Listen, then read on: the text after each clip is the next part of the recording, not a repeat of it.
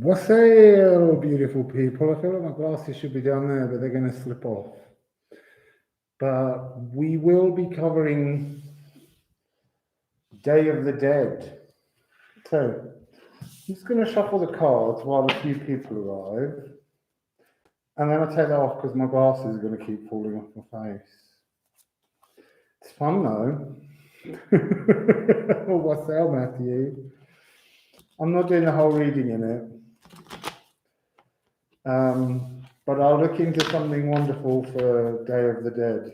But I got a new t-shirt and it's got hummingbirds. So I'm not keeping it on, so don't be scared, people. Just giving you all a chance to arrive and then we'll see what gives. Wassail, Eliza, and Felicia Share. Haven't seen you for a while. Dark-Faced Dragon. Yeah. We're covering Day of the Dead. I can't keep this mask on for very long though, because my glasses fall off. I couldn't resist it. I was in the shop buying a t-shirt with the hummingbirds on, and then I noticed that they had Wassail Umbrella. I noticed they had the masks, and I was like, oh, gonna have to give that a go. So, how is everybody?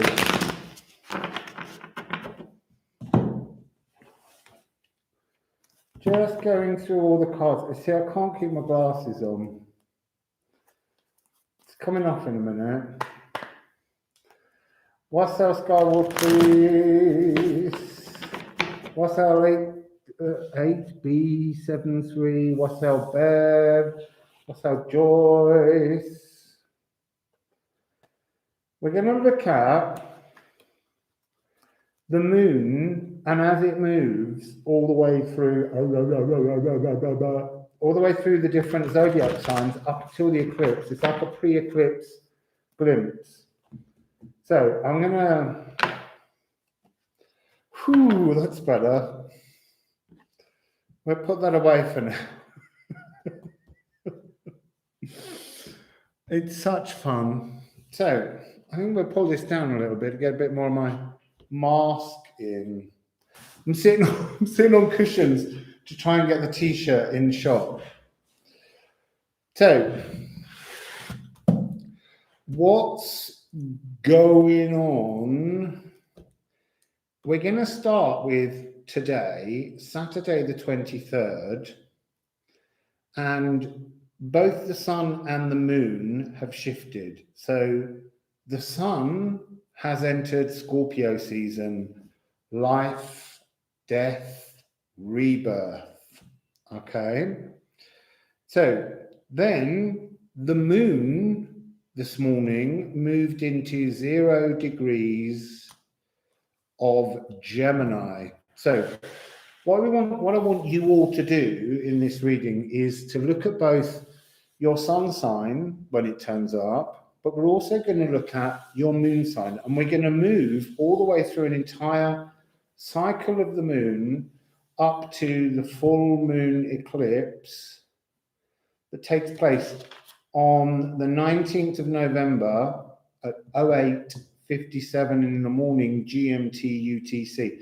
It's a full moon lunar eclipse, and it's actually in Taurus. My mind assumed that it was in Gemini, but it doesn't. The moon doesn't move into Gemini until about 8, 9, 10, 11, 12, 6 hours later. So it makes the eclipse tunnel that we're going to be doing a lot of work on really very interesting, because it means that the lunar eclipse, the moon's energy begins in fixed Taurian energy, and it passes through a 2-week eclipse tunnel, which we'll be doing lots of work on, and it comes out in mutable fire. So what I'm planning to do is I'm planning to take a trip to Tualajuan. I still haven't learned to say that yet, but it's just outside Mexico City, about 30 miles. and they have a temple to the sun and a temple to the moon. And I thought, where better to be for an eclipse tunnel than at the temple of the sun, the pyramid of the sun and the pyramid of the moon. So that's the plan when I move, is to somehow make it to Tiahuacan. So, wassail everybody. We're going to begin with Gemini. So whether you have your sun or your moon in Gemini, we're going to begin here. So today, right now, the sun, because we can also be doing, during this, we're going to be watching the progression of the inner planets and the sun. So the sun's at 0 degrees of Scorpio. It will be in Scorpio throughout the whole of this reading, but it will keep edging forward. So I want it to be able to help us understand the movement of the cosmos. So the moon, as I said, 0 degrees. I mean, it's now at about 1 degree, but it started today at 0 degrees in Gemini. And then we've got Mercury at 12 degrees of Libra, Venus at 16 degrees of Sagittarius, and Mars at 25 degrees of Libra. So I should have just made a timestamp. Got to remind me about timestamps, people. I'm just going to put 06 minutes and assume that that will get us there. Now, this is moon-wise. When the moon is in Gemini, it deals with shoulders, arms, hands, lungs. I thought it said wings. It's like wings, energy wings, lungs, and bronchial tubes. So the inner Yggdrasil tree. There's been a very Egyptian theme. Wassail Sherry, wassail Laura, wassail Bev, wassail Kathleen. Wassail Steve, how are you? Wassail Holly. I think I've captured everyone whose names I can see there. Drawing momentum, wassail. And Caron, wassail. So, there's been a lot of Egyptian music on. I listened to a French radio station called France Musique, and they have this brilliant live channel that's called Okara, and it's world music, and it just takes you to countries and you've never heard the like. Today, there was a lot of Egyptian themes, and I thought that was appropriate because we're kind of approaching Day of the Dead, Book of the Dead, all that kind of energy, Halloween. And wassail, Marissa. Am I in your country? Are you here in this country as well, Marissa? Or are you somewhere else? I'm very lonely here. So yeah, this music station has been playing a lot of music, Egyptian 60s music, but a lot of classical, Kalzoum, and beautiful stuff. And I felt that we would begin each with one of these little Egyptian cards just to set a theme, because we don't... Oh, there it goes. Where's it gone? Let's go look for it.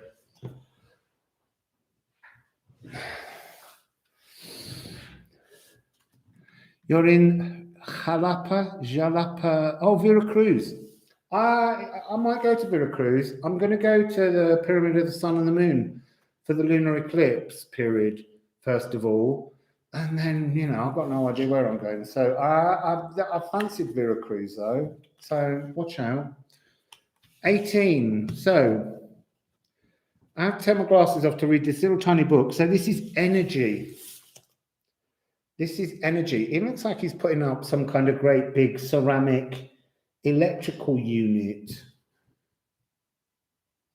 So I'm just looking to see whether there's any relevance to things. What I want to say, Gemini,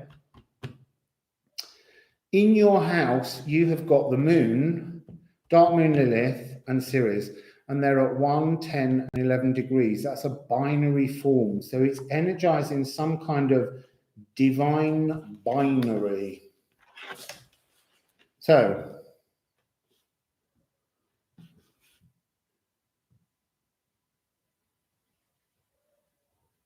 You see, I was going to go to Oaxaca next, but then suddenly Pyramid of the Sun and the Moon. And I was going to go to Oaxaca for Day of the Dead, but there was nowhere left to book. So I might go back there, but at the moment, I've got to get to this beautiful pyramids. So let's have, I'm going with Odin. I just want to, for the moment, unless we're really called on them, I don't want to touch the shamanics. I want to go all Norse on your asses.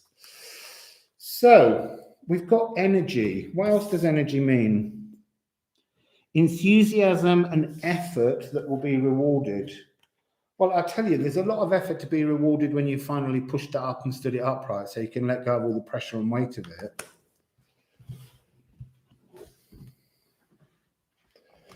So let's have a theme. Let's have a theme. Let's have a theme. Let's have a theme.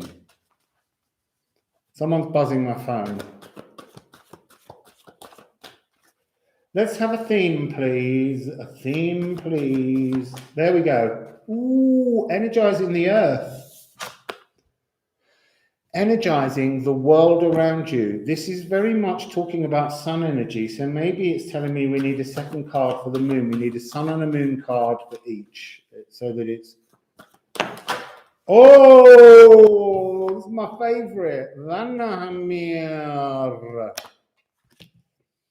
So, the sun and the moon. The sun is illuminating energy on the earth, transformative energy, because as I said, we've just entered 0 degrees and we've got 0 at the sun, 0 at the moon. Then we've got Black Moon Lilith at 10. We've got Ceres at 11. What else might we have here? You see, the 18 is a 9, and that's Chiron. And Chiron's still retrograding. So Chiron's kind of energizing the transformation of the wounds of the earth. And the moon is hiding behind its veil, Vanahamir, which is really fascinating. I'm just going to do a Patrick, and I'm just going to look and see who it is. Oh, it's Cindy. I just sent her a quick message to say, I'm just doing a live, I'll reply soon.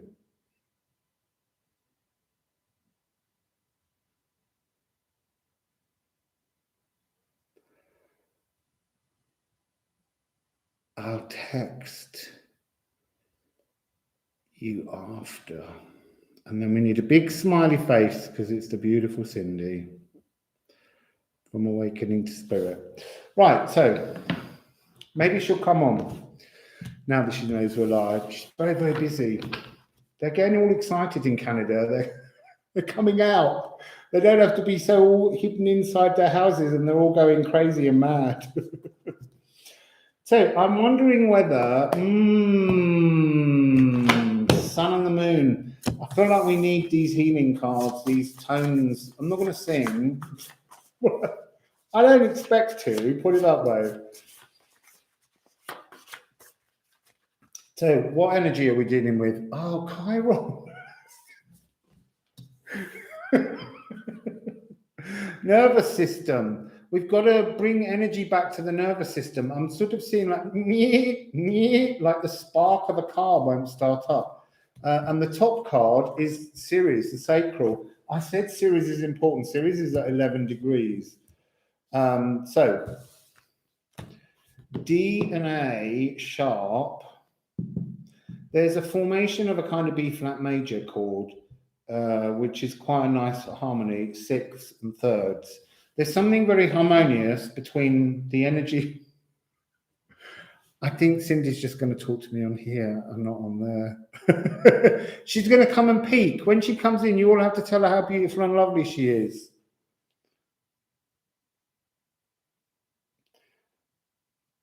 I know you would anyway, because she is beautiful and lovely.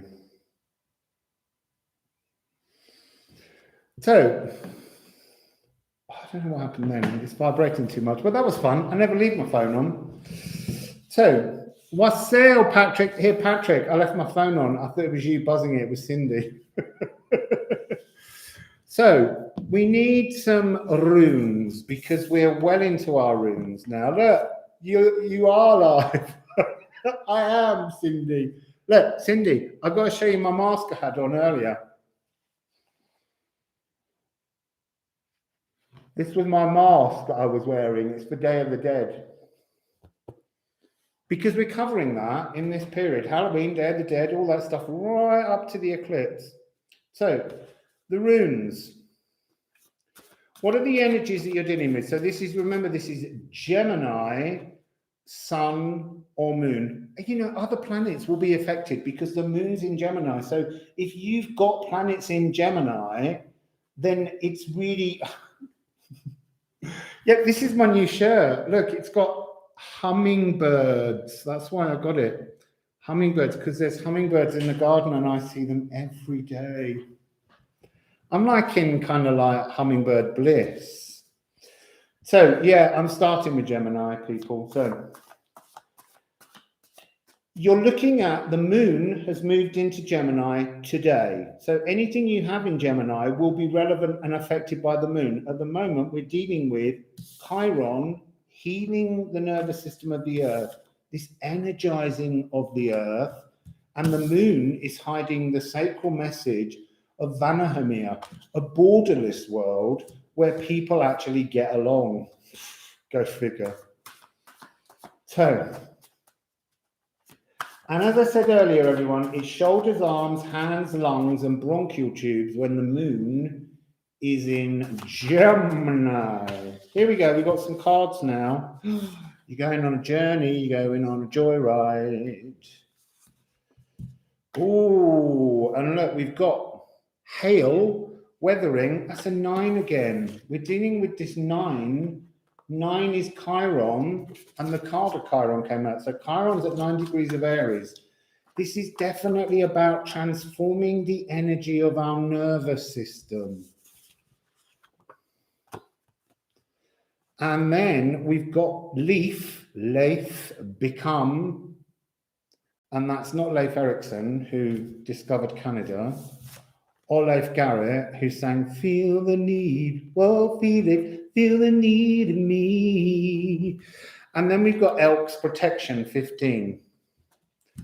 So the Sun is saying, ride a journey forwards. Go 5 to 9, change direction, energize your world, move into your world with this Moon in Gemini, and it's there until the 25th, so it's there for another 2 days. Enjoy the ride. What I want to say is if you're looking at this for your Sun, then this is your entire period all the way through, but we're also dealing with moons as well. So you're riding into a kind of really pleasant hailstorm. It's like you have 2 ways to look at something. Hail is something that you can see as pricking at your face and hitting your skin and biting at you, or you can see it as an offer of a gift from Vanahamir, from the Gununga Gap, from the void, the energy of ice, because in the beginning, when there was just Ymir, the giant, there was a holy cow, and the holy cow licked the salty rime that was frozen and uncovered the first giants, as well as Ymir being a hermaphrodite, birthing them from his armpits and his genitals. But the point is that frozen ice, the Niflheimir, that energy of emotions that haven't moved, when hail comes down, at first it hurts, and you should kind of go out and run into that hailstorm of emotions, because what happens next, they melt, and then you get a whole new flow. And then we've got Leaf and Become. I want to say that the energy of this journey, whether it's a very rapid one for your Moon or whether it's a long one for your Sun, is a very easy step. There's nothing difficult about this frequency. And then we've got Leaf and Become, the sacral. Become yourself. You are protected by Vanahamir. This is Lady Heaven, as I always call it. It wasn't just ladies, but this is the heaven from where Norse Sadir magic is birthed. So it's a very remarkable, magical place. And you've got Elk's protection. And interesting that the outer extremes of your energy are 515. So change to something new so that you can change again in the future. It's like a promise is being woven for you. And it's about sacral. There's something about taking the butterflies in the stomach. You've got to remove the butterflies from the stomach. So let's add one of these Mother Peace cards. Oh, 3. Well, we have got the sun. The point of this sun is talking about, do we want to do our traditional thing of going, oh, damn, the sun is in Scorpio and it means death and rebirth. Yeah, it does. And that's a beautiful thing. So in this card, they're celebrating the sun in Scorpio. It's all about, oh, is that a butterfly in the middle? Hey, there's the butterfly just up here.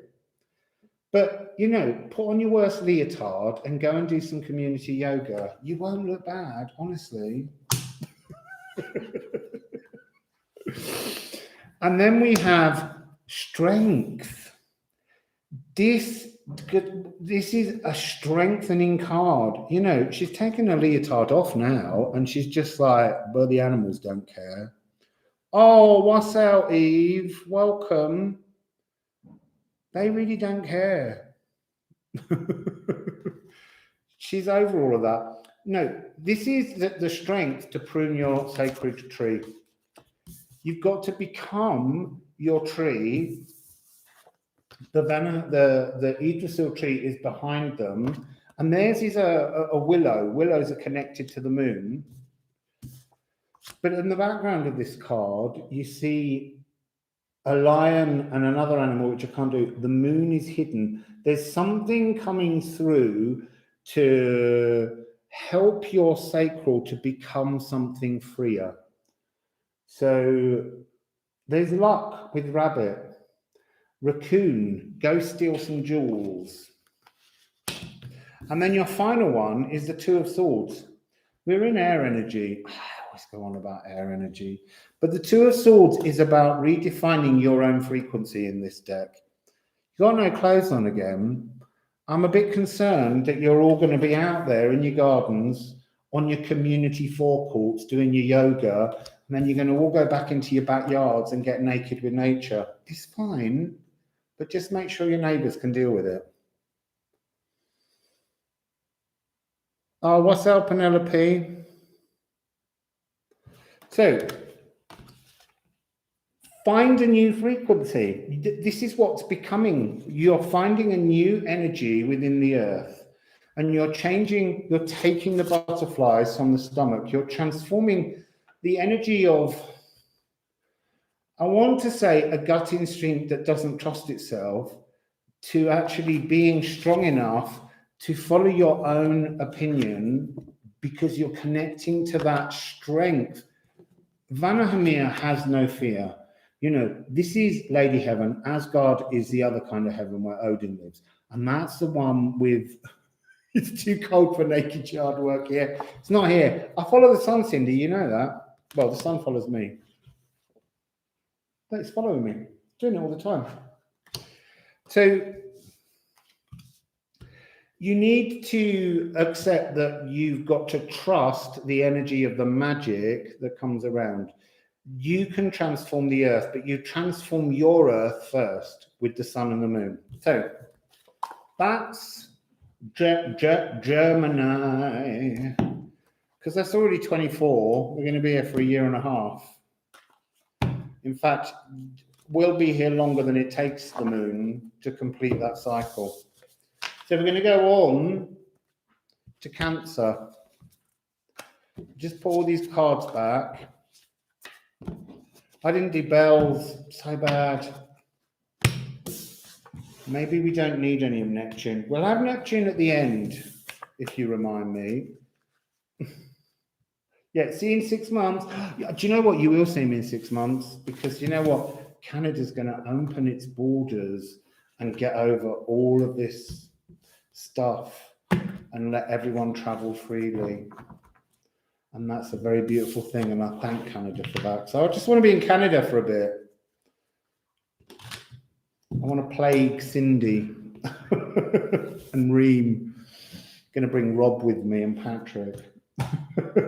So now, what are we on? We're on Cancer at 25:45. I'm going to say 25:45. So on Monday, the 25th at 21:01 GMT, the moon will enter. Yes, it will. Cancer.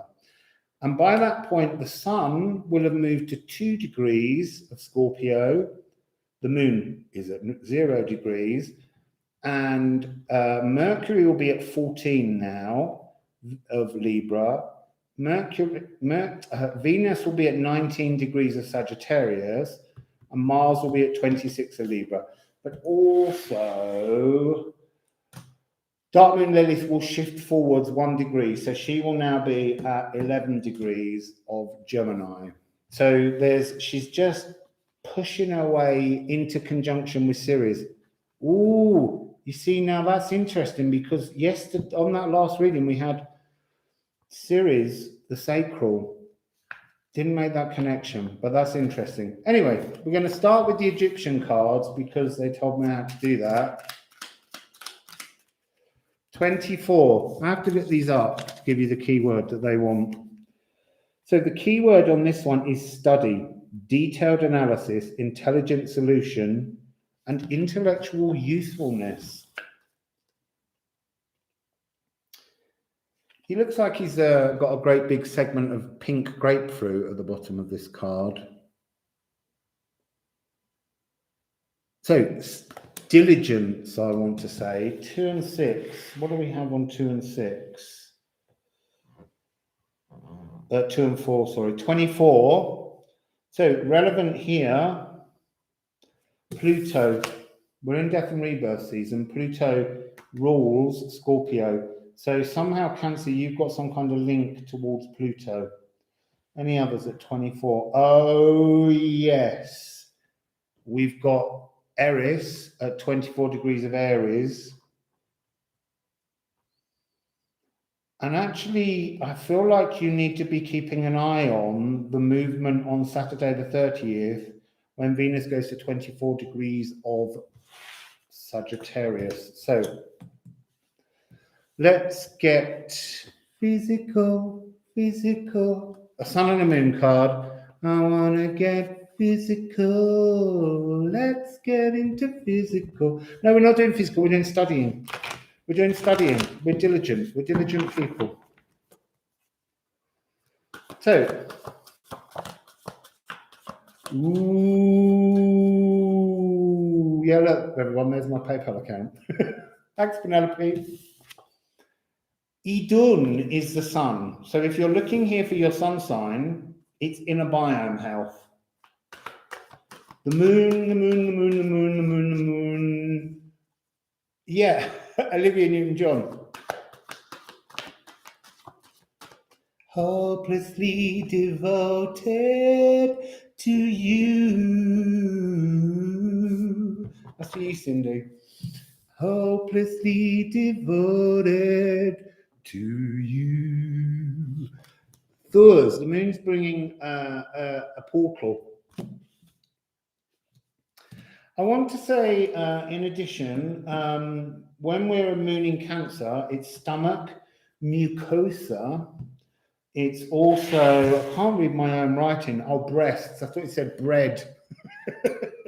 Doughy. So it's breasts, wombs, and ovaries. Oh, interesting that Ceres and Black Moon Lilith have moved into a conjunction at this point. That's a bit special. I might have to just ask a quick card on that separate. Let's just ask.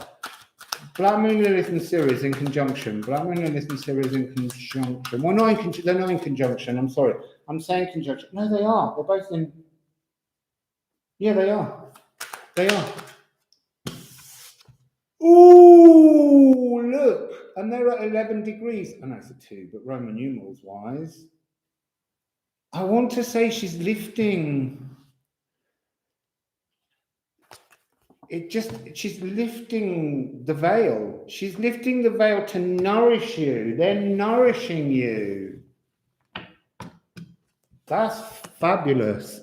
There's a cornucopia, including, this is the white camel that represents, sorry, I did that really quickly. The white camel that represents kind of light moon Lilith, the normal moon, but it's not the normal moon's esoterically hidden energy. It's when dark moon Lilith decides to lift the veil and let you understand something that nourishes you. So this is from the 25th. I mean, look, all of this moon will affect all of us. Yeah, they are kind of your moon sign readings. I'm doing the whole cycle of the moon up until the lunar eclipse in Taurus. And so we're moving all the way through slowly. But they're also, if it's your sun sign, then the entire energy for this moon reading will also be concurrent with you. So it's an experiment. Let's just see what gives. Actually, we have one more on the...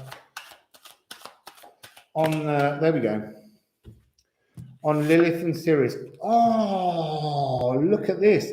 Tree of life, bringing you back to earth in health, in full health. Preparing you. There's a lot of images of Mercury. Where's Mercury? 14 degrees of Libra. So balancing out internal truths. This is blood and biome. So let's get some of this on here. Cancer. So Cancer. Oh, this is really interesting. This is heartache, but it's not coming across as all my heart bleeds. This is the pain, Hertecker, because you're deficient in nutrients. This is a new message that I keep getting at the moment. You're nutrient deficient. It's probably not being out, not having enough sun, because this is the sun energy. This is the frequency of the sun. So there's something about Cancer. This will also probably play into your eclipse period from the 19th of November, which we're going up to, until the 4th of December. And as I said earlier, I'm moving to the pyramid of the sun and the moon for the eclipse period, so that I can actually be in a very ancient place where they built 2 great big pyramids to the sun and the moon, so that we can get super excited by the energies. So nutrients. Oh. And wild ox, freedom. You can see the change. This is like it's starved of nutrients. And then if you can bring this energy up across here, you're opening yourself to be free and wild, no longer contained. This is biome. This is not mind, body, and soul, but mind, body, soul, and biome. There are more, there's more bacteria in your body than there are human cells. And so you're needing to look at fermented foods. Oh, interesting. The moon is asking you to anchor the mortar. So this is about, it's like the energy of splitting apart the frequency. And it's almost, you get this energy, I don't know which way around that way. If you take out that, you get the K of Kusma, you get the moon's image, but you're getting a kind of double moon because you're getting this energy of both the dark and the light from Black Moon Lilith, Dark Moon Lilith, and Light Moon Lilith, revealing something from within both sides of, like the Ginunga gap separates as if there's 2 energy spaces for more potential to come through. And there's something about splitting it apart from your mind, your consciousness, and your body to make room to anchor in your biome again. You've got to look at your diet. You've got to look at what you're eating, Cancer. It's affecting your emotions. Oh, look, and this is really, really interesting. This is leche. This is an emotional bleed. But what I want to say, I'm picking up on that is you've got to bleed out the old. You've got to use this energy moment. It's like you're being given a chance to drain your body of the toxic emotions that you've had that just can't usually come out. And the only way they're going to come out is if you increase your biome diversity. You've got to start trying different foods, people, and you've got to start trying fermented things, kefirs, kombuchas, kimchi. You need to buy, but be careful if you buy them, because in lots of countries, the food industry allows you to make these things that are wonderful for the body, and then they make them pasteurize them, so it kills off all the goodness. If you can try and find ways of reaching out across the community to people that might ferment foods and things, they can help to teach you. Yeah, grapes, but a lot of people wash their grapes so much because they fear the bacteria on things. We've got to look for this diversity. But sourdough, yes, thank you, Bev. You see, I don't think about sourdough anymore because I don't have my sourdough starters that I'd carried with me my whole life. I just couldn't get them on a plane because they're like, what's that weird slimy liquid? So, biome, you've got Lilith and you've got Ceres in conjunction in Gemini. And this is Cancer, though. I'm just saying. Look, there you go. There's your sourdough. So, who just said sourdough? Bev. There's the sourdough. She's making the sourdough. She's rolling. She's creating change for her body. She's creating the energy to change the biome. I want to say that these are representing the diversity of bacteria. They're all different. And it's almost like a lot of us are just living on this, pizza and crisps diet. And we need to get the full range of biome into our body. We've got a lot of twos in this reading. 2.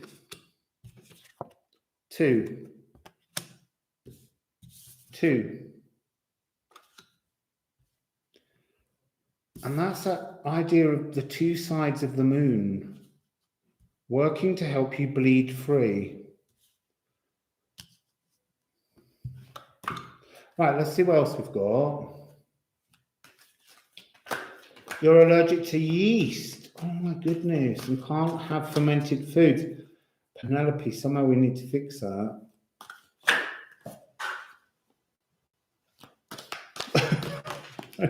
I don't know how.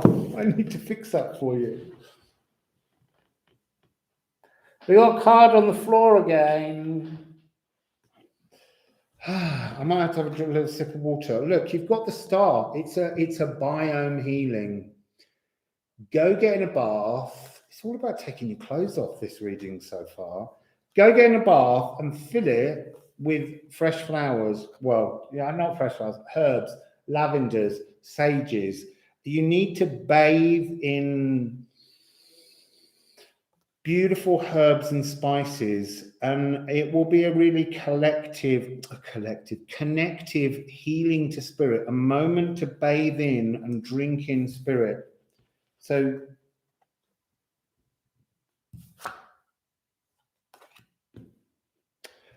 you see, this is interesting. Again, these on this 3 of discs, they're representing not enough biome, a hole in your gut. And you need to rebuild this wall so that it's stronger to give you more and more around. But it's talking about how your mind, your consciousness, your body and your biome have to work together to create this energy. So, I feel like there's a little bit more to come from this.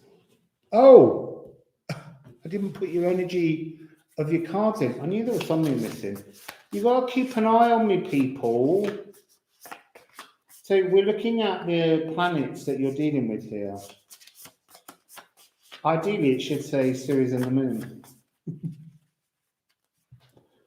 Saturn, lower heart, and then the top card, Chiron's back again.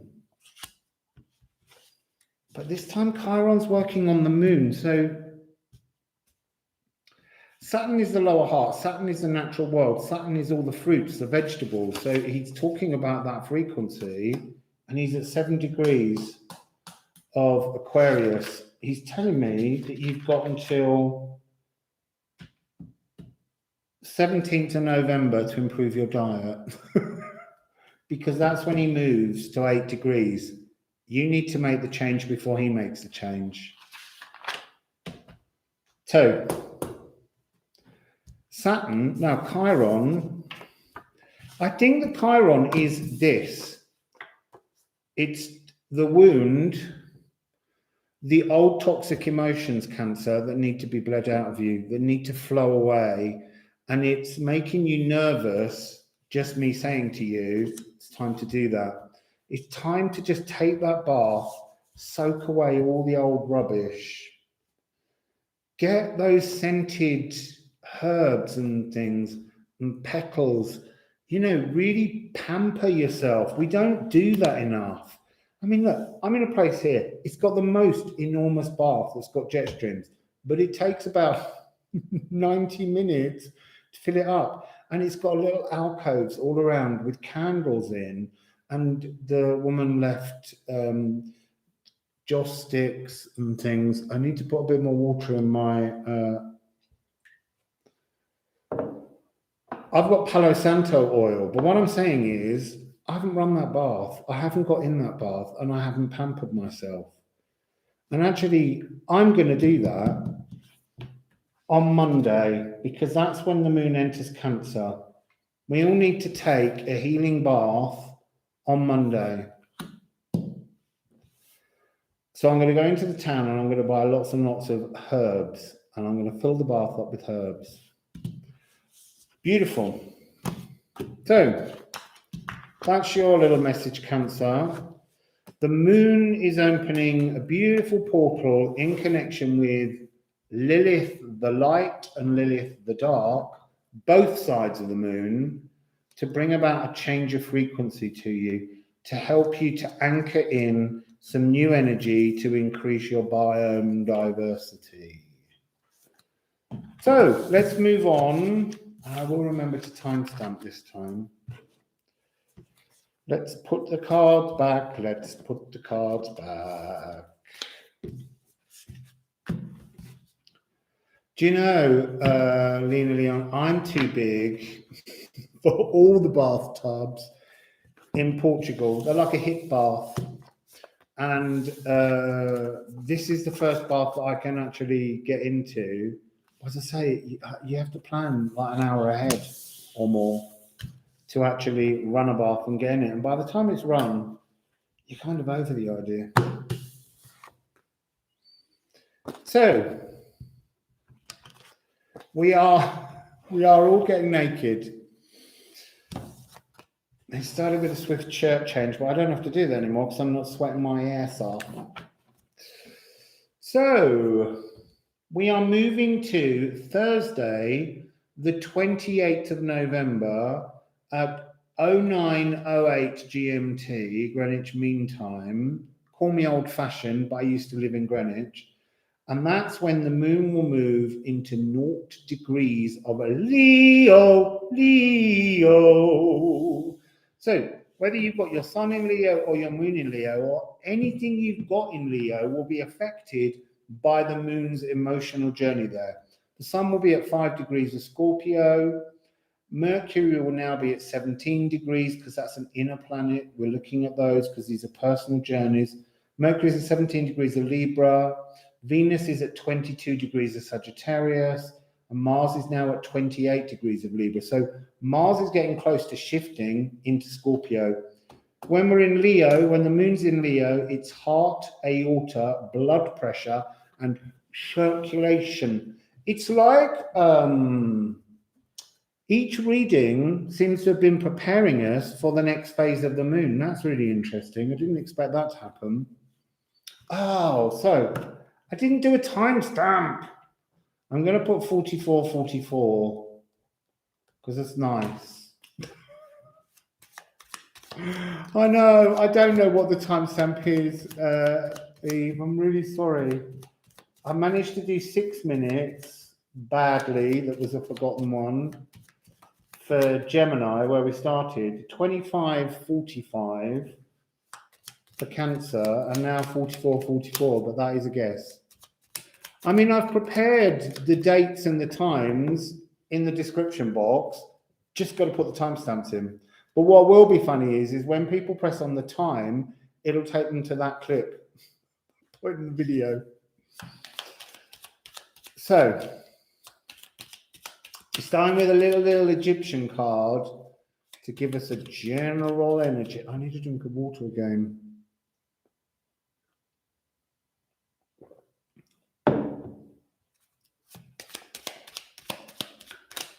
There it goes. Card 16. So 16's keyword from this little tiny weenie book.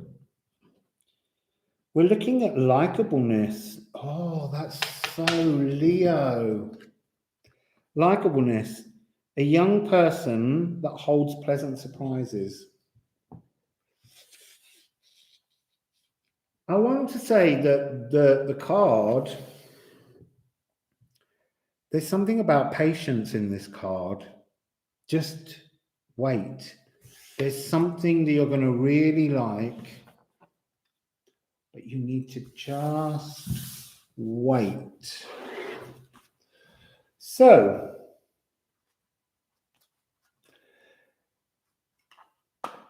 yeah, you can, Eve, thanks. But what I was going to do, I was going to put them in as a comment with all the dates and times. So I can just copy and paste it in, but thank you.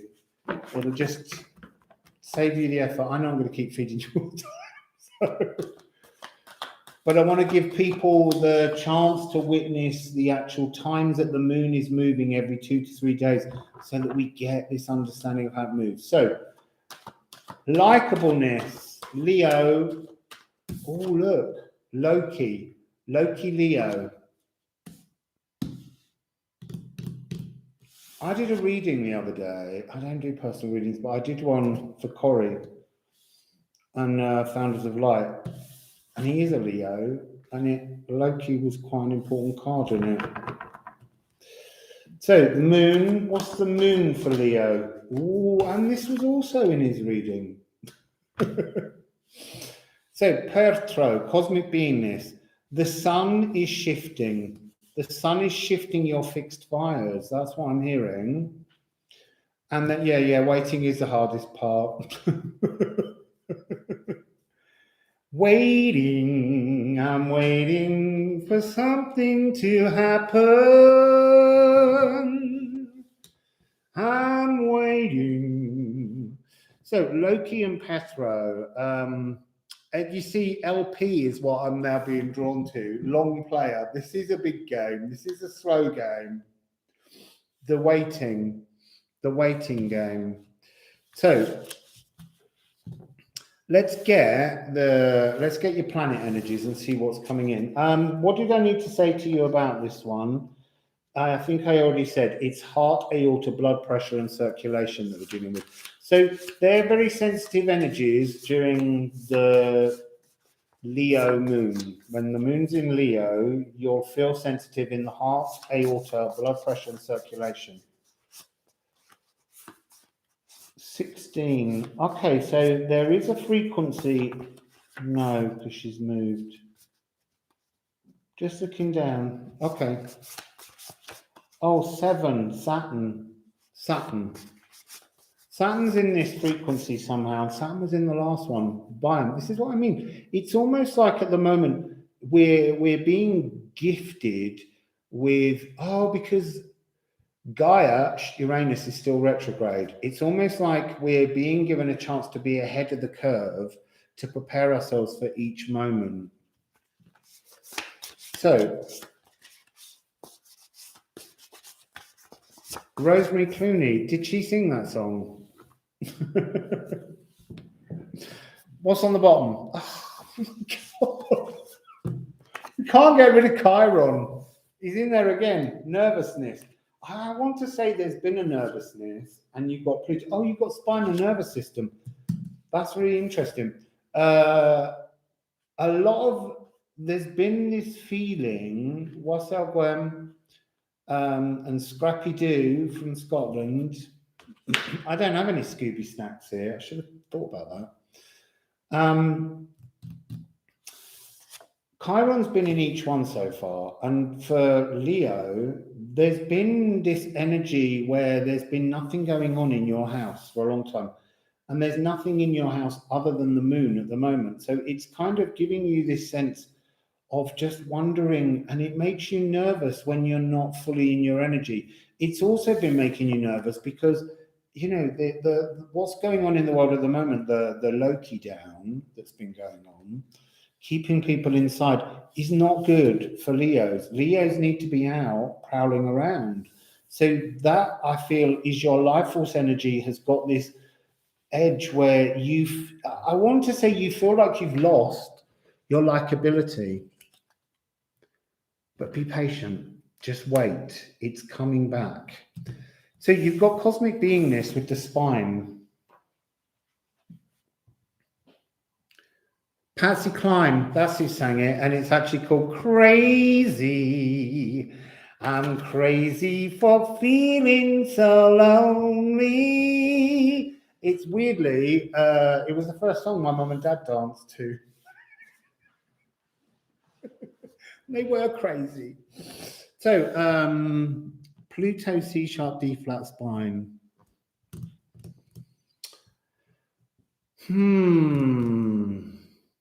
You see, we're in death and rebirth season because the moon's at 5 degrees.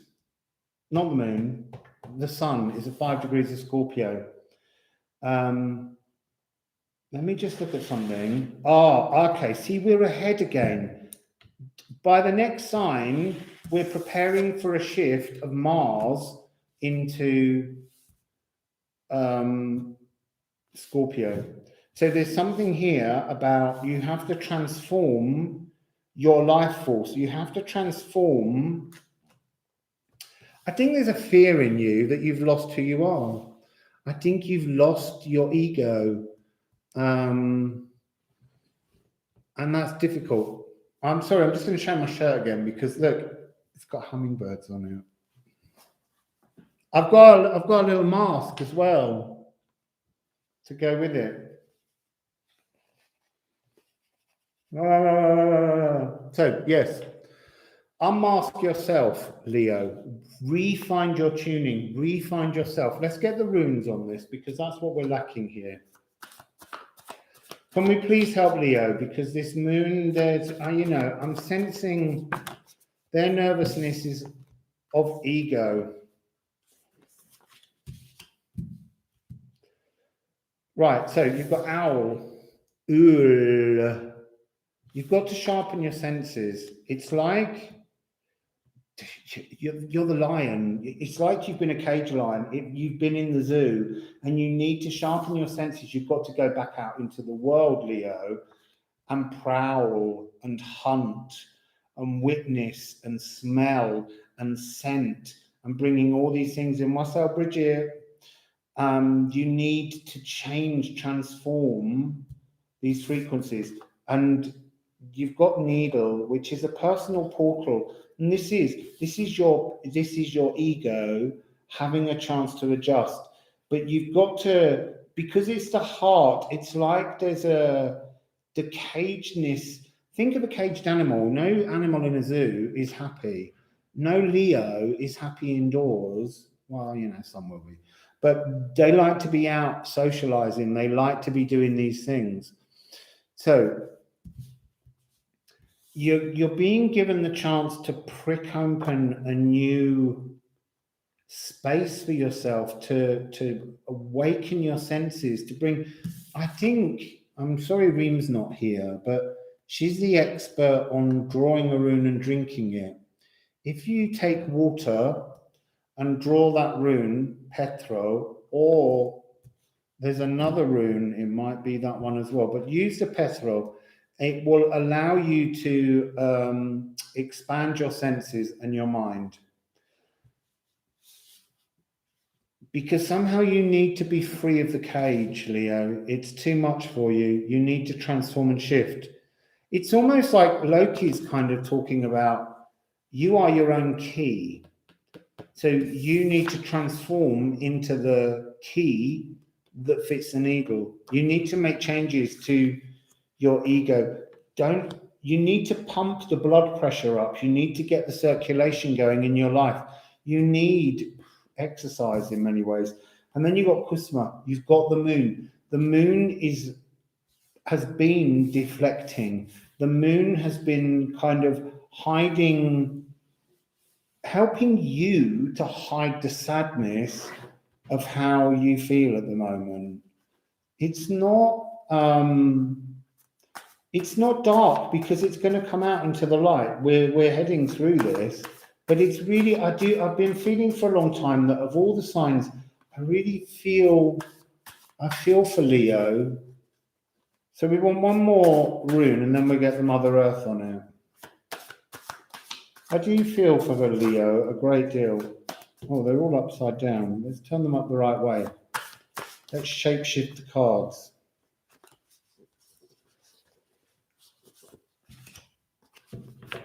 Right, you've actually got two more, but I'm going to keep them both because there's a relevance to them. You've got Earth Grip, 29. You are stuck. You feel completely and utterly caught in the grip of the world. 29. Let me just check a moment. This is talking about Mars. It's almost like you're chomping at the bit. You're having the biggest problems holding back that Mars energy, and Mars is in Libra, so you're keeping it balanced. So during this moon, we're moving towards Halloween, Day of the Dead area. You need to really keep an eye on this energy. You need to connect with your cosmic serpent, the energy that comes down through the galactic center of the universe. Venus is in the galactic center of the universe as such, because she's in Sagittarius. You've got to focus on love. You've got to focus on the love and allow the energy of the God's mouth, Os 4, to flow through down to you. So I want you to do breathing exercises and disconnect from the earth. You've got to not be grounded. You've got to go into this energy space of breathing deep into your body, but pulling all the energy down from the cosmos and sitting it first of all in your heart, Venus, F sharp heart love. And this will help to calm your nervous system. And then I want you to pull that sound deeper down and into the sacral. I want to say you need to be practicing this until the 8th, because on the 8th, the moon, the third eye, Venus, and the sacral will line up and will bring this energy. That was in one of the other readings. But so it feels to me, Leo, that you need to be sitting down and doing ungrounding meditations, because at the moment, the grounded energy around you is not serving you. It's making you miserable. So you need to bring that sound, bring that consciousness down. And then once it's in your sacral, I want you to imagine that cosmic, I don't like to call it Kundalini, cosmic serpent frequency, the thread that connects you to your consciousness all the way through to your higher self and all the way through ultimately to Source and the Elven Ring. You need to bring that energy down and you need to take it into the earth and call up the energy of the earth. You need to call the earth serpent to join the cosmic serpent. Don't do it the other way around. So that's your little exercise for everyone else. You all need to do this. I mean, we all need to do it. This is what this moon is preparing us. Is a whole series of healings. Oh, look, Corey, can you believe that that was literally what we just did with you? It's just come back again, the whole of your story, but this time it came with an exercise you can do. I'm not saying it's just for Corey. It's just, obviously, I did a reading for Corey to train this message up. So, Mother Peace. Ooh, yes. That's so interesting. I just want to start. Look, Snake Charmer. Snake Charmer, your cosmic serpent has got to charm the earth snake, the energy of the serpent within the earth, the song lines. You've got to get the tune has to come from above. It has to be cosmic. It has to be heavenly. It has to be that comes first and connects down. That's really interesting. So, oh, looky. Sorry, it's so beautiful. Two, your snake charming. What's the tune? I said Venus. Get the third eye Venus and Ceres to sing love down into the earth and bring the two swans. The swans are representing the snake necks, and the two necks have to combine, Isis and Osiris, to create something beautiful and new that's called Horus. So, one more. That's beautiful, Leo. There's so much beautiful hope that you've been missing for a long time. Oh, Snake Wrangler Goddess. She says you can do it. She says you can do it, but do not name me. She's just going to keep saying that. Do not give me a name. I am the nameless one. I am the Snake Wrangler.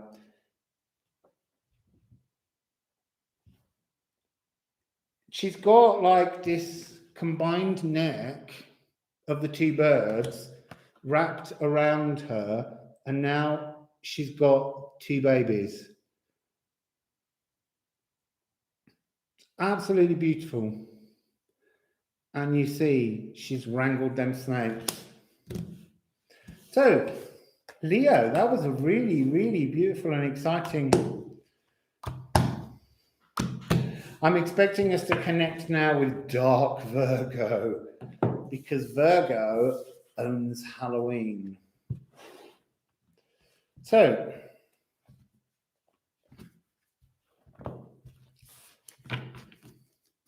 remind me to do the timestamp now, people.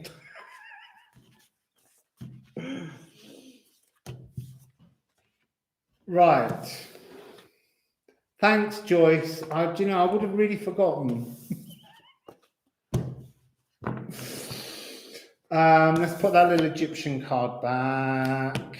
Right. Timestamp for Virgo is 10318.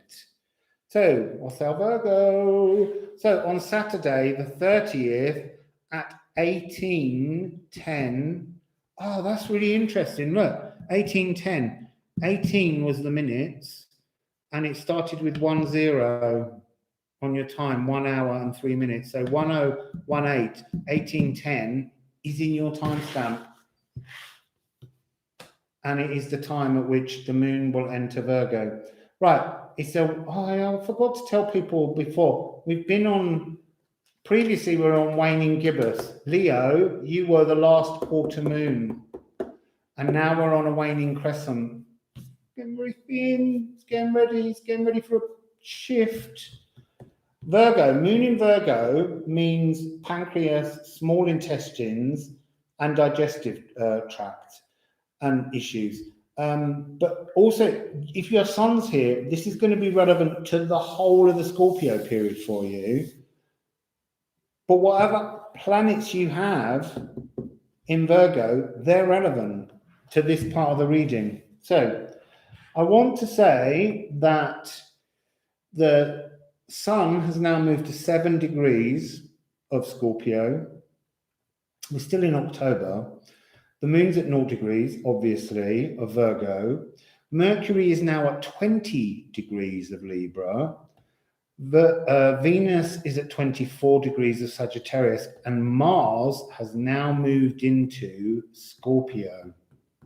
So we've got a big shift in the Mars energy. So let's go disco. D-I-S-C-O.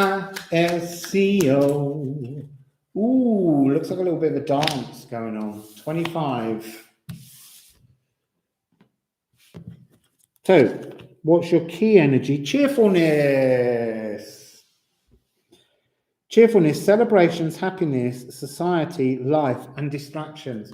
It is a very distracting time, Halloween, because it's fun time. It's fun time. And then it's Day of the Dead, just after.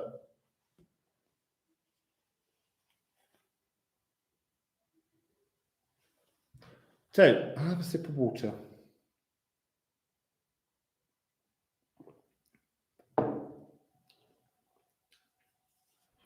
Perfect, 1155. So, I was thinking, why have I seen 1155? I've seen it, it's something to do with my own chart. But thank you. So we need an energy for the sun and the moon. The sun and the moon from Odin. Cheerfulness and celebrations. Oh, and yet, what are you hanging on to? What are you hanging on to? Hanging on to life, actually. It's the energy of Issa is always about, they talk about it as being this icy, uncomfortable frequency of gripping and things you need to let go of. But whenever I see it, it's about gripping on to the energy of being alive, enjoying life.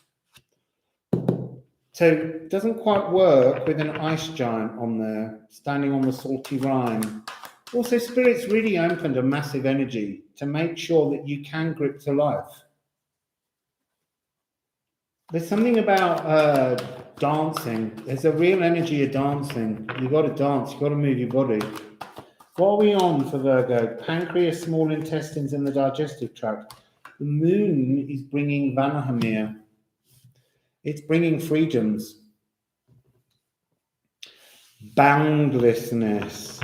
It's got the willow, which is a moon tree connected to emotions. Right, we need to get some planet cards. Yeah, grab for the gusto. Oh, so the thing that I want to say is deeply connected here is the moon and Mars, because they're both at 0 degrees as we enter this moment. So I almost want to say it feels like the first moment when you get a chance to take Mars and be less aggressive with him, to actually kind of invite Mars to the party that Eris didn't do. So what are we going to have for your planet? Here we go. What's on the bottom? Mercury. Mercury is at 20 degrees of Libra. And then the top card is Saturn. Right, give me a moment with those. Mercury, personal planet, transformations, trickster energy, but it's about gripping to life and dancing, letting go. It's about letting go of tension, I guess. I know, Eve. It's your card. Let me just have a quick flick, because Mercury will be moving. Okay, 6th of November. So I feel like you need to go on like a little party weekend until the 6th of November. You need to work on being cheerful. Who's ever seen a Virgo smile? I'm doing it now. Wassail William. Yeah, you need to go on a bit of a party for 8 days. An 8-day party. A miracle lasts for 8 days, and on the 9th day, it's converted into something divine. Saturn is the lower heart, which is to do with the world around us, connecting with the world around us. I feel like there's something, it feels like you're the answer to the Leo part. It's almost like Leo was giving this tuneful love, enticing, and now the moon, the energy of the moon has moved into Virgo, and Virgo is mutable earth. So it's almost like you're opening the space in the earth to let the earth serpent rise. 7 degrees. Also, that's connected into, again, Saturn moving on the 17th. There's a transformation coming, I'm telling you, in the earth frequency. So let's have some runes.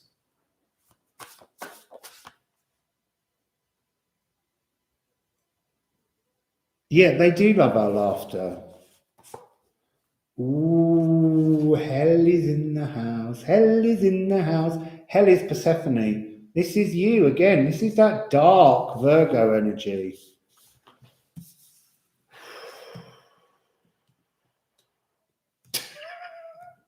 What is it with Virgo at the moment? All their darknesses are coming out. Look, it's because you're mutable earth. You're beginning to break open and let the other side show. And we love that other side. It's twice you've had that now. So Hel, the beautiful goddess who returns the light to the world. It's almost like returning for a long time, for about 3 years. The dragon lines, the song lines, the snake lines have been collapsing, and they've been shriveling, and they've been poisoned. And it was because, a little bit like a bodybuilder and his genitals, you take too many steroids, which was earth frequency, and everything starts to shrink eventually and doesn't work properly. And that's what happened to the earth grid. And this is about the transformation now with Air Epoch. The cosmic serpent will come down. The Leo moon will give that energy frequency to entice. Virgo, you are the gatekeeper of, summer and winter. It's time to take away the winter and open the earth again and let the big snake out.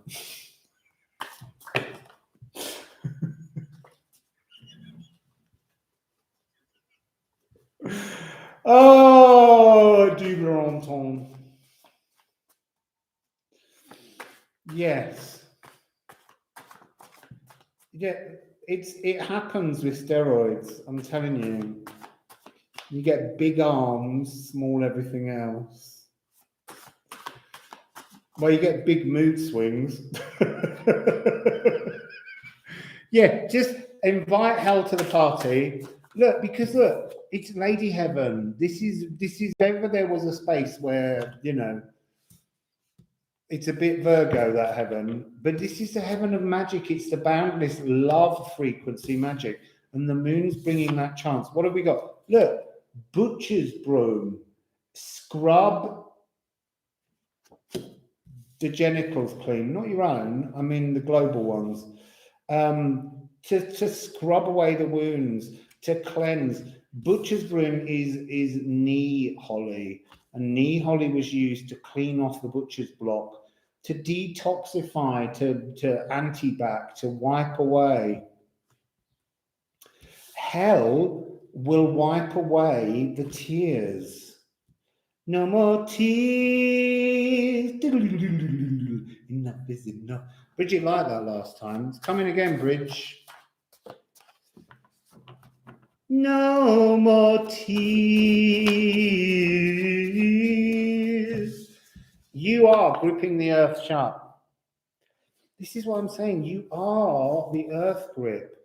So it's like you scrub the earth off and then you realize that the trapdoors that are on the earth are closed and you need to break it open. Donna and Barbara, don't miss out Barbara with that long note that she does. It's raining, it's pouring. My love life is boring me to tears. After all these years. Oh, look, and with ice as your sun, no sunshine, no moonlight. Anyway, so you need to free the shadows from the earth, the old toxic shadows. You have got the gift of the Gunungagat. You are the void energy. You are opening the void for everyone. Oh, look, the 9-9 portal that was your gateway, Virgo, back on the 9th and the 9th. I jokingly called it the Lady Gunungagash, the Lady Gate. You've got to open it now. The gate has to open. You scrub it off, clean it off. You're doing this not just for yourself. You're doing this for a kind of collective energy. Yeah, bit of Barbara Streisand. Wet is rain, rain is clean and new. That was the B-side. I don't know why I know that. Blood sacrifice. We've got to release the old energies of the earth serpents. Kanafa. It's about a renewal of the magic in the earth. The magic only happens when the cosmic frequency that Leo's bringing in, they're bringing in the light. You're opening the space for Leo to snake charm the new energies out to fill, because it's almost like saying you can split the grave, you can open the energy and let that frequency back out. Virgo. It's not the witch's broom, it's the butcher's broom. There is another one that's a witch's broom. Well, it's not a witch's broom, but maybe it should be a witch's broom, but it's the butcher's broom. It's about blood. It's about cleansing the blood, clearing all the rubbish off. Yeah, you are. Oh my goodness, that's so weird. I just put them back separately. Look. I'll show you them first. You linked to Leo. That's exactly what Leo just had. I put those cards back in 3 different places.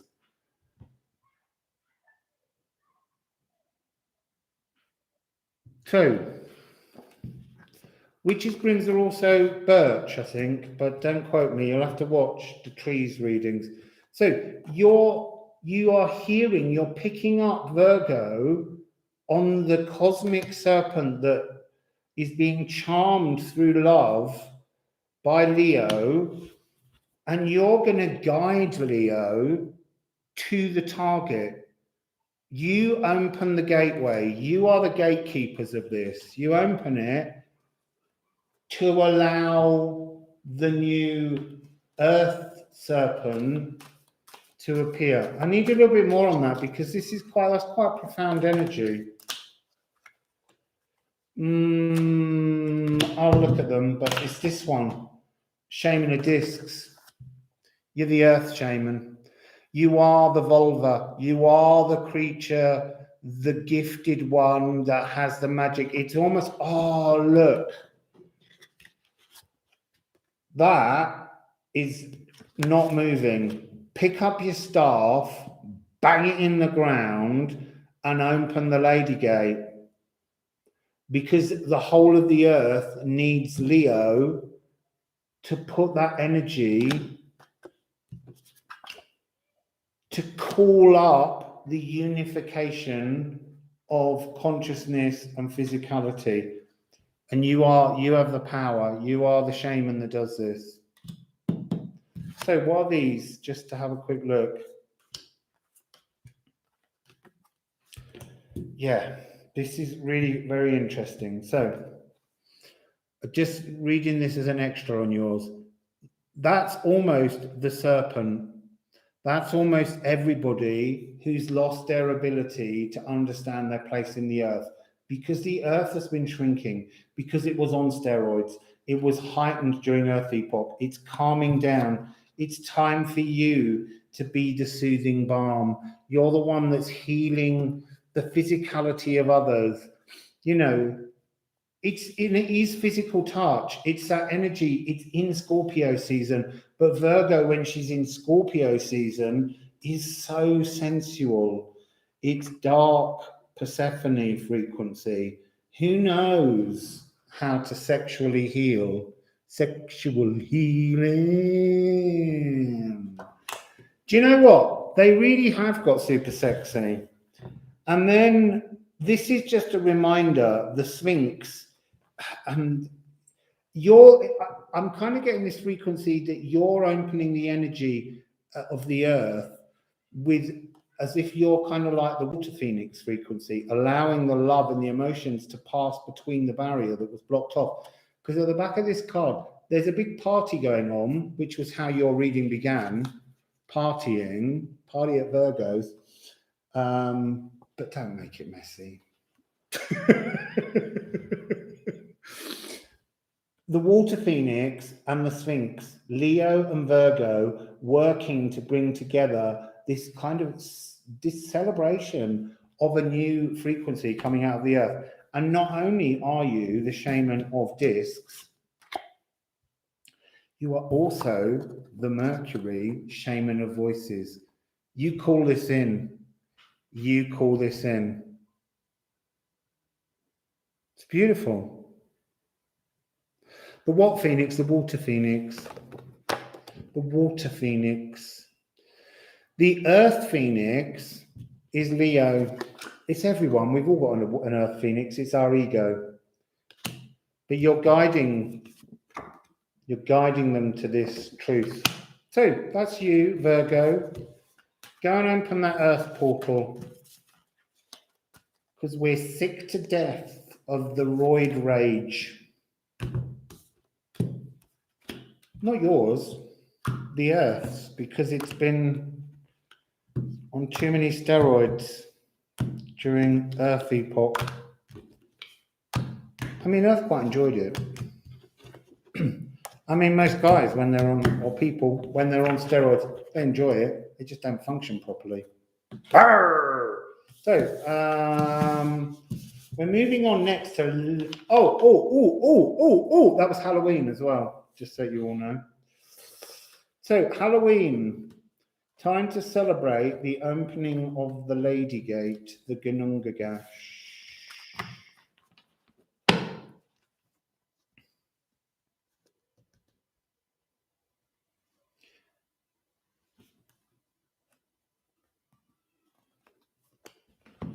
So I'm not quite sure what you've said. I don't quite understand what that means, Twitty.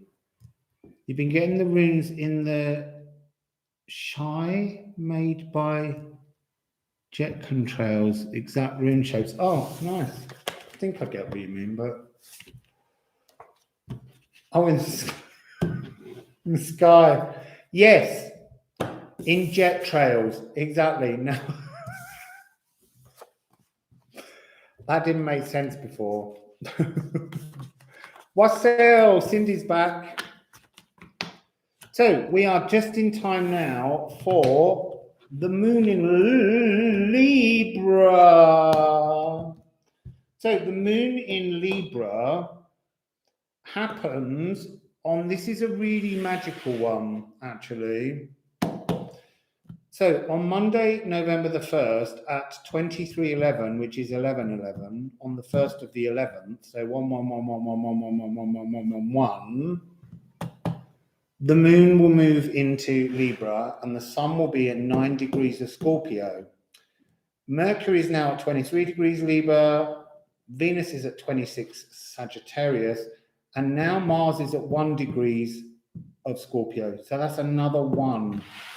This is like the 1st of November has got some kind of big power.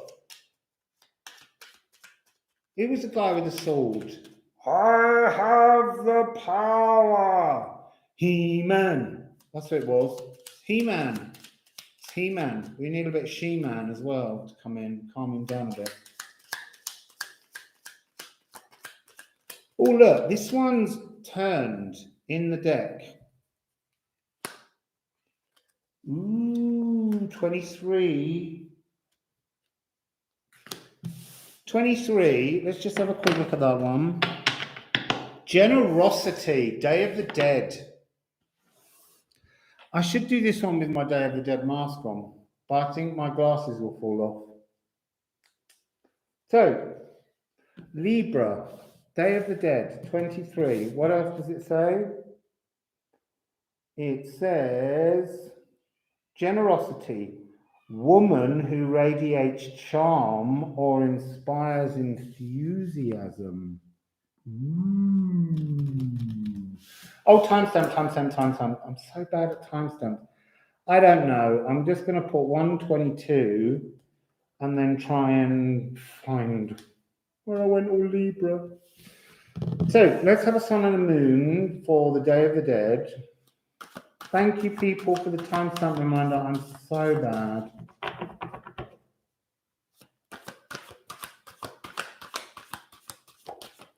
So for the sun on Day of the Dead in Libra, Lucy Lawless. I love a bit of Lucy Lawless. Oh, we've got a sun card. Gift. That's about generosity. There's a beautiful woman coming. She's like Lady Christmas. I need to know who she is. This is also kidneys, urethra, bladder, veins, and skin. When the moon, and we're on a waning crescent. Because you know what's coming next.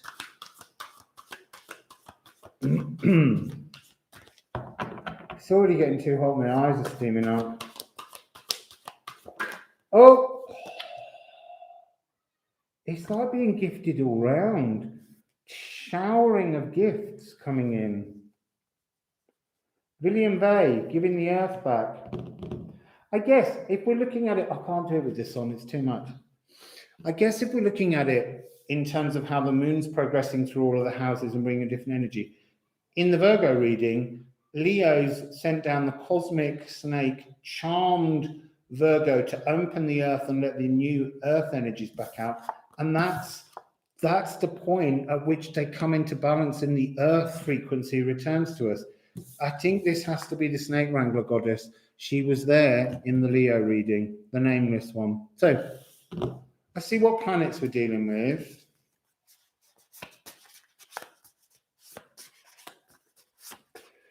Yeah, P. Monroe, kidneys will be sort of the least comfortable, the most sensitive, 1st of October to the 3rd, November to the 3rd, because when the moon is in Libra, it makes those organs more sensitive. Let's see what we get here. So, who are we dealing with? The sun.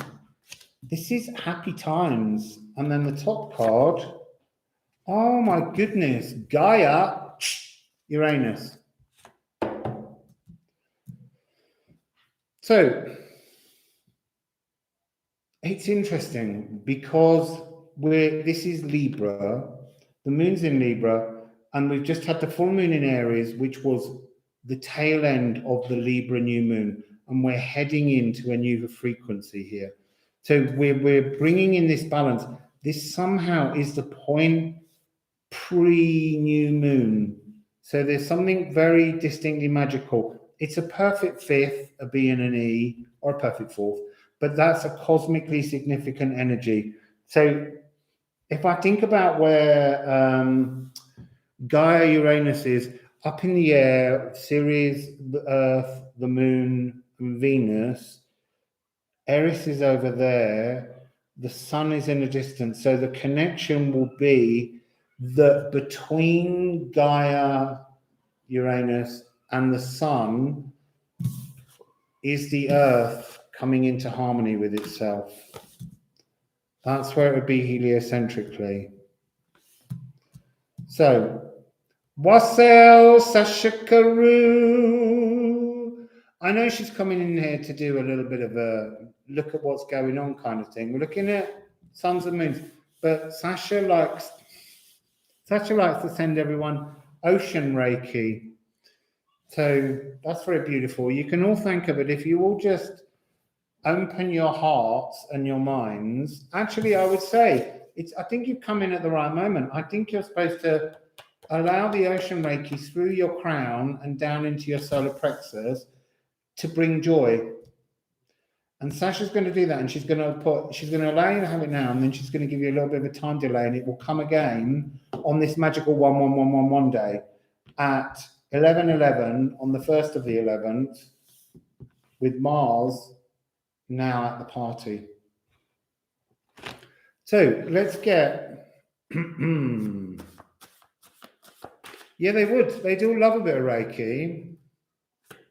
It's 104114, just interestingly.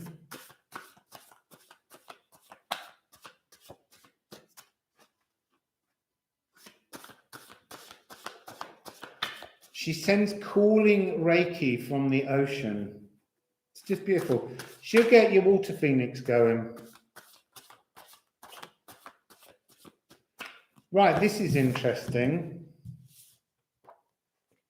The sun is bringing the moon home on the 1st of the 1st. The sun is bringing the moon home. The balance, the moon and the sun have begun to sense their balance when they had the full moon, the new moon in Libra and the full moon in Aries that were part of the cycle.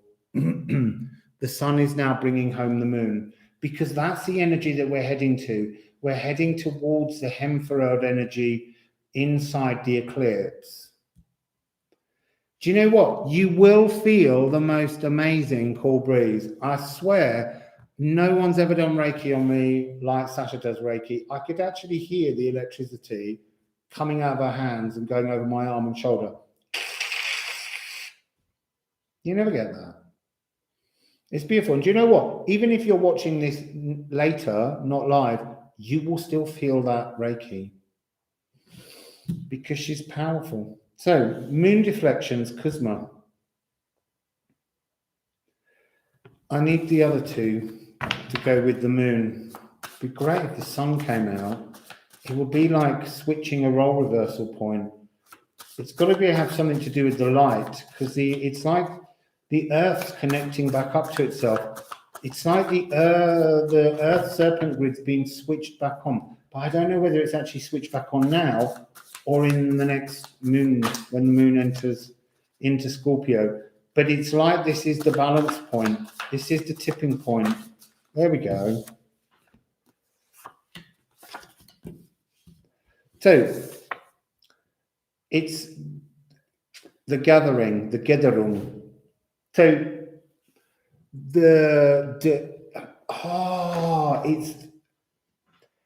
it's fabulous. We're in Libra. You go back to the last one. You look at what Virgo just did. Virgo just opened the Gununga gap.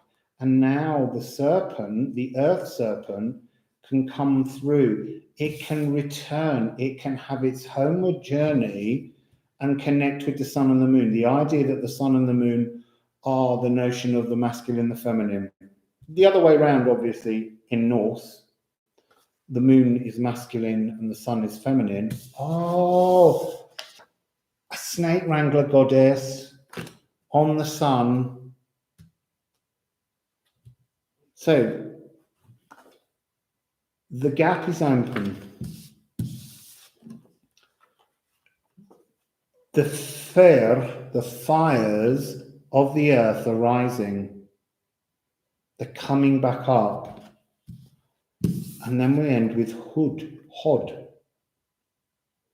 Unseeing. It's almost Day of the Dead is about inviting in an energy that you don't know, an energy you've not seen, an energy you haven't experienced before, a newness. That's this 11111 that's taking place. And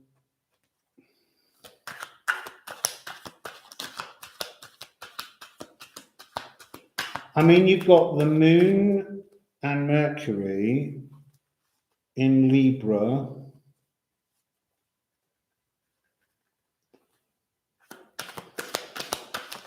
But it's more to do with this change to Mars. Oh, I'm doing the wrong deck. I'm so sorry. I don't want that. It was the Four of Cups. It was a cosmic gift being brought in. But that's not the deck. It's this deck. So, yeah, this is new, and it's new Earth energy. It's a new energy from the Earth. The Leo's pulled down the cosmic snake. Virgo's opened the space, and Libra's providing the chance for the two energies to come into balance.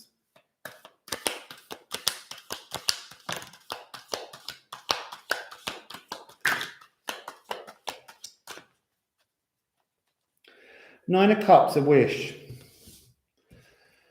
This is interesting. This is, again, I feel Sasha right here. This is all the people all over the world have always thought that they have an emotional connection to things. They have an emotional connection to the earth. They have an emotional connection to each other. You know, partnerships, that's the sign of Libra, getting everything into balance. And yet not one of these figures is actually touching the emotional waters. And what's just happened with Sasha is she's giving you a chance to sense that cooling, wonderful energy that will allow the new Earth Serpent to rise, the new song lines to come out of the Earth when Virgo opens the space. So we've got the Seven of Discs, the harvest. It's time for the harvest. Look, they're big fat watermelons. Pregnancy. The Earth is about to birth a new frequency. But you can't, you've got to use your cosmic serpent to go into the earth to call it up. You've got to charm the earth. Charming the earth. Yeah, Libra's very good at charming things. And then we have the Two of Wands. This is, ordinarily, I see this card as looking into the astral world, but actually there's something about this card that's got a sense of the past, a sense of the loneliness of being unable to balance all the frequencies, the sun and the moon, the cosmic and the earthbound. And it's almost like this one never understood the cosmic energies because the energy of Earth was so powerful and so blinding. And Spirit was trying to give that divine spark through the astral, through spiritual messages, and yet it never lit into its feminine fires. I'm saying that because of the fact that in Norse the sun is female. And then we have the Hierophant. I need to turn the glass up to look at this card. It's very complicated because this Hierophant, you know, it's a drag queen. It's talking about reversing energy frequencies. I do sometimes get that feeling that at some point when the two serpents properly combine, they will continue to kind of rotate around until at some point the cosmic divine feminine snake will go into the earth and the earth snake will go off into the cosmos. And I haven't thought about that for a long time, but there is this journey home. They're both journeying home. It's time for the earth to become more fertile, and it's time for the cosmos to become more divinely masculine, the yin and the yang beginning to swap. But it's not going to happen in this moon cycle. It's just pointing out it's the beginning of a moment when the balance comes into a reality and we will live through balance.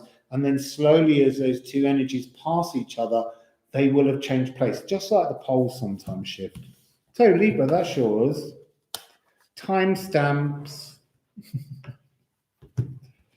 You're switching to a new role, but everything being turned completely on its head. The earth being returned to being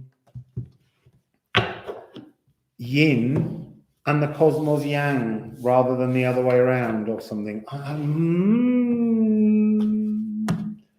So let's move on to the very exciting Scorpio, because it's their season. And I will timestamp.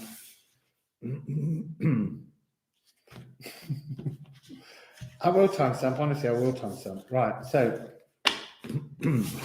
nearly put all the cards back.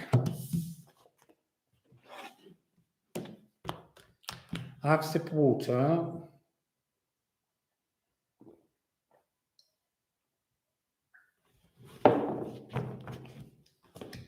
Timestamp for Scorpio 1:41:11. Wait, I like that one. 1411. And actually, the moon enters Scorpio on the 3rd of November at 23:16 GMT. And this is to do with the genitals, the anus, the urethra, the ovaries, and the prostate. It's all dem organs. And we're not going to be looking at it from the 3rd of November, but we're actually going to be looking at this one from the point of the new moon. Okay, so the new moon takes place on Thursday, the 4th of November at 21:14 GMT.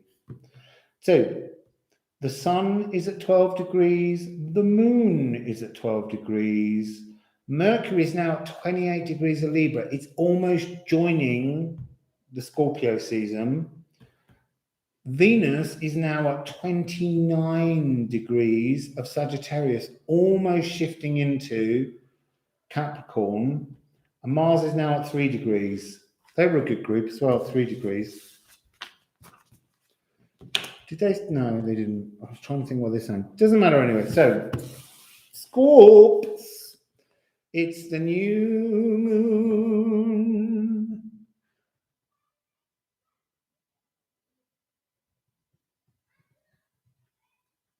Right, Sasha's giving you a comment. Look, someone has pain in the right wrist and someone has pain in their ears. They can all do Reiki on themselves and it will be healed.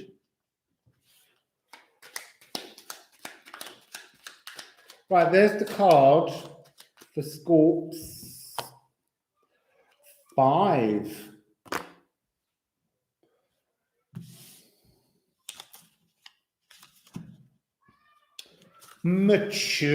Maturity. So we're maturing. What else does it mean? Prudent choice and planning a trip. Need to move. Shift. That's what we're getting. This is the shift. The Earth Serpent frequencies will begin to come online. I'm Scorpio rising as well. I have a stellium in Scorpio. I've got Mercury, Venus, Neptune, and Ceres. So, maturity. This is like Äppelbeere, ripen. So, moon in Scorpio, sun in Scorpio, or any planets in Scorpio, the moon will affect them starting on the 3rd of November, but we're looking at the actual new moon in Scorpio. So what's the sun? What's the sun? It's prosperity. I didn't show that long enough. It's fair. This is wealth. But this is also being bound in. And new moons are about new beginnings. So this is to unbind. to unbind.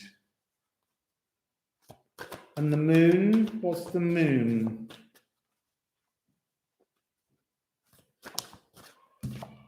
Oh, it's the Bilrost. The moon is bringing down the healing rainbow. The transformation. It's bringing old 12 frequency staticness, transforming it, unblocking the corral, unblocking all of the fences around everything. So,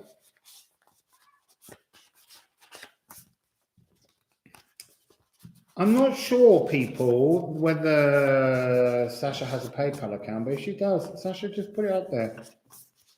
People can always send you a wee donation. And if they don't send it to you, they can send it to me and I'll keep it. So, yes, we probably are the same age. It's called old. No, it's not. I love being my age, Melissa. 53. I like the fact that I was born in 1968 because it was the year of revolution. We broke the 60s when I came out the womb. Not personally, but just, you know, 1968 was a bust of a year, and that was the energy I was embryonic in. So, Jupiter, this is big. This moon is big. Ooh, another perfect fourth. This is a divine moment of, look, Mars represents the molecules, everything that belongs to the world. This energy, this moon energy that's going to be amplified by Jupiter. It's going down Jupiter. You see, I know I forgot to write down when Jupiter switches from 22 degrees to 23. Maybe it's now, today. I feel like I need to look it up. Bear with, people. We've got to get this right. So,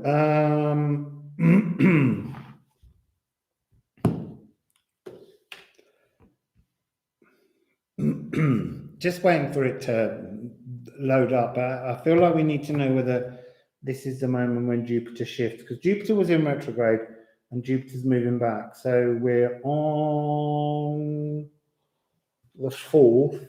Let's see the new moon chart.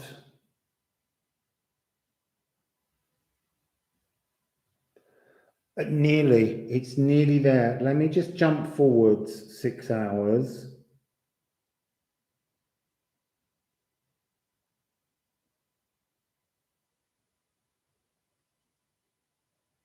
Oh no, it's a few more days, so don't worry.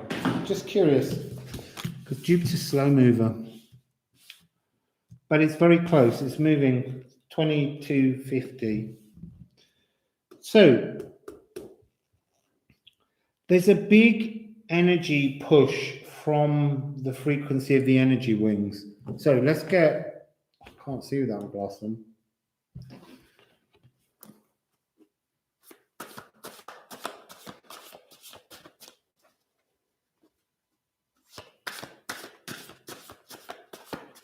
Whoa, Melissa, 10 years older than me.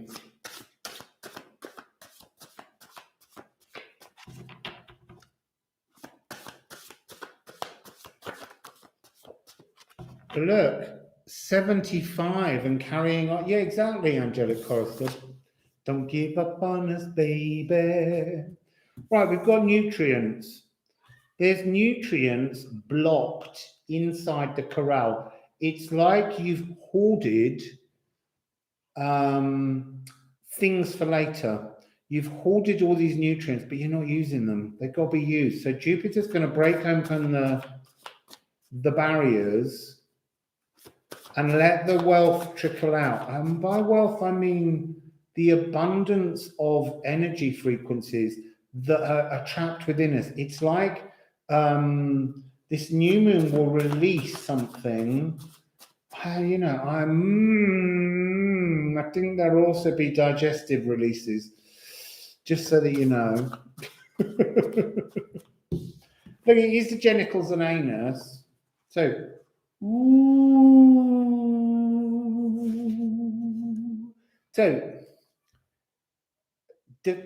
we've got Lagoon 21, cosmic ocean. That's really interesting. The moon and the sun are at 12 degrees. This is 21. The nutrients are in the smoky mirror. Jupiter is going to push the energy of the smoky mirror open so that it can pour out. It's going to increase the senses. We've got Ul from the moon. The moon is driving that rainbow energy, the Bilros, the Bifrost energy down. It's almost like the moon is pulling out the energy of Asgard for the last time. It's like it's no longer Earth heaven that dominates, it's Vanaheimir heaven now, and that's a different frequency. So it's pulling all of the cosmic lagoon, all the hoarded goods that were in Asgard, the whole thing is being broken down. Look, the land around Asgard is almost, it's like it's going to just collapse into the cosmic lagoon. It'll come back in another cycle. But the Asgard heaven is not the format that we're moving to past this point. We're coming into a new energy, and we've got elven light. They're saying, can you sense the elven light? Can you sense the elven light in the moon? You need to find the elven light in the moon. Still a stubborn millennial. Do you know what? I want to say, millennials, it's really, really important that you're stubborn. Yeah, but you're not. You're not really. I don't know what age you are, but you must be born between 1981 and 2000. So that means actually you're cardinal heir. You're born in the Great Conjunction, Corrie, that took place, that was the one out of turn. It's actually the younger generation who are bringing the change to the stubbornness. Your cardinal heir, the millennials, are the ones that understood the connection to the internet when it was a free place, unbounded. And it was the elders from the other generations that have put all of this monetizing frequency and heartache into the internet, and it doesn't belong there. The internet will break free. So, yeah, see, so you are cardinal. If you're 1988, you're cardinal air, because the great conjunction between Saturn and Jupiter took place in Libra, and then it went back to fixed Taurian air. But for the previous 200 years, it had always been in an Earth sign. And then it did in 2000, it went into fixed Earth, which is the generation that will refix the Earth. They will fix the Earth. And then last year, it moved for the next 200 years into air by doing a conjunction and a mutation. So the elven light is coming down, but the elven light needs to be planted in the ground, planted in the earth. You've got to pull all of that old toxic heaven shit. And I do want to say, not to offend anyone, but it is the kind of Our Father who art in heaven thing. He's being pulled down and transformed because, you know, there's also Our Mother who art in heaven at different points. And I don't really mean to gender it. I just mean that there's the heaven that's created through fear. If you don't do what you're told, you will end up in hell. Hell's a beautiful lady. You know, I don't mind going down partying with her. But what I mean is there's that kind of toxic energy. And then there's the other energy of Vanaheimir, which is that notion of borderless, loving frequency full of magic. And that's the energy that we're moving into. We're not living in the old Asgard energy anymore. This is transforming. We're pulling the oceans down with this new moon for the last time. So we need some Mother Peace from Vanna Hamir. Yeah, I'm Generation X. We're Generation Dirty. We're X-rated.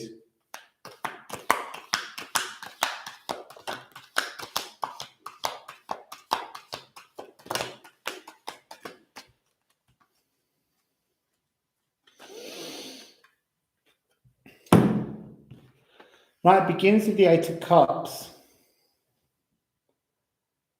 It's like house clearance. This is the yard sale of all that was heaven before, so that we can build a fund to create a better heaven, like we can create a fund to create a better internet.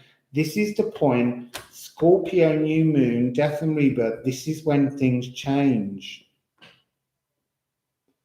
So octopus is the master key. Octopus is the thing that flows into anything. Octopus is almost gone inside Asgard and is using all 8 of these buckets to just get all the last of the emotions out, bringing them down to earth so that we can transform them with the owl and the elven light.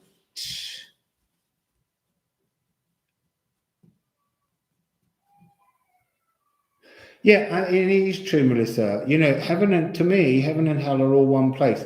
The difference is that one is the light and one is the darkness. But behind the darkness, behind the black holes, there's light. It's like an eternal cycle. But we, in the physical world, we tend to separate them into 2 spaces. And it's the darkness is where the roots go to get the nutrients.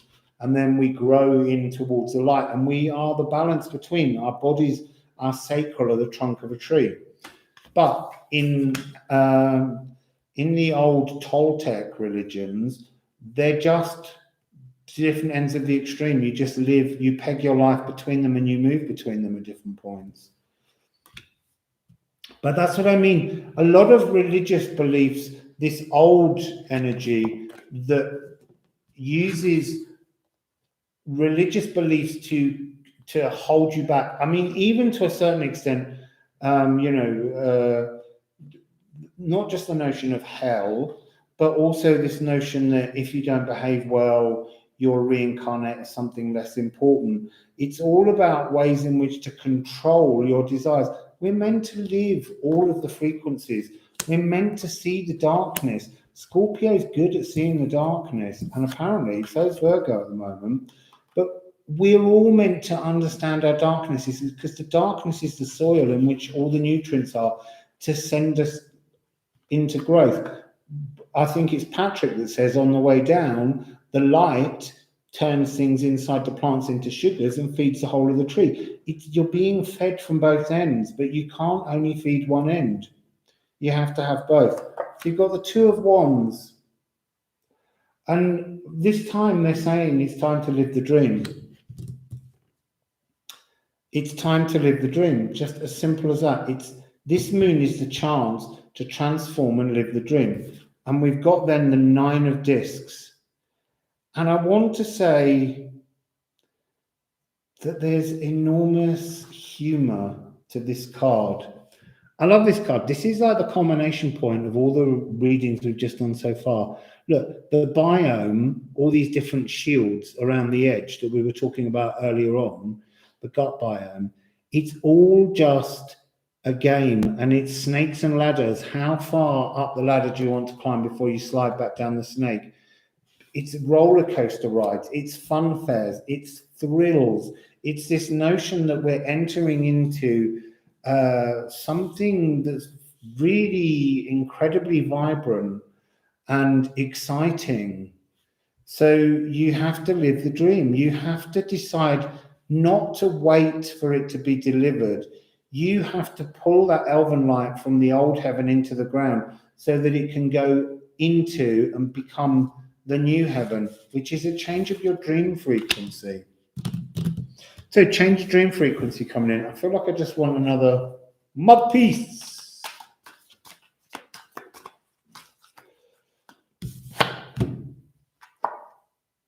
Ten of Wands. Look, party like you've lost your mind. Live. It's time to live. Live the dream, live the life. So, Scorpio moon, new moon in Scorpio, change of frequency, new season.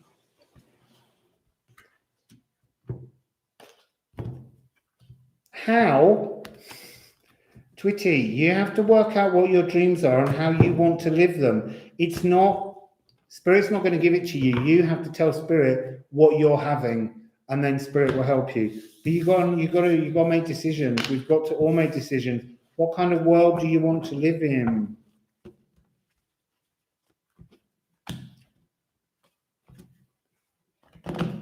There's a song that's based, it's going through my head. Live for the one I love. It's from Notre Dame de Paris. Esmeralda sings it. Live for the one I love. Love you, live for you. That seems to be the answer, I would think. That's what's coming through. Musical.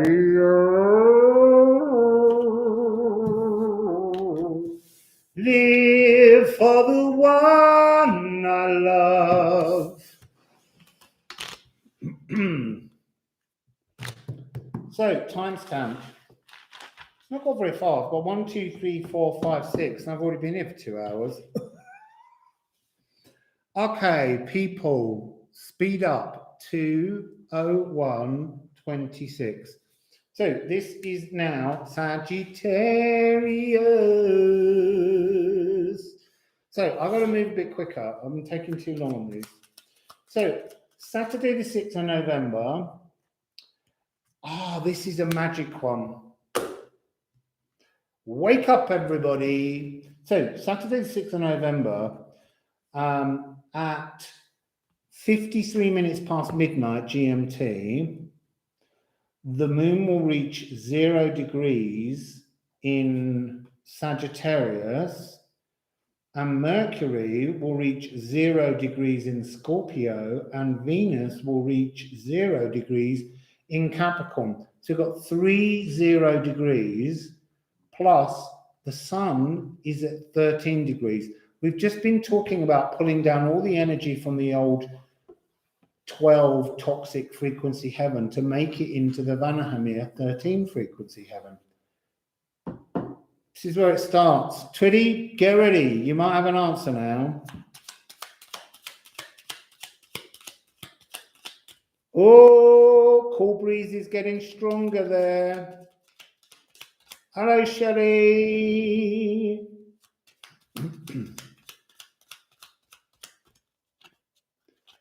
We're not getting a card here.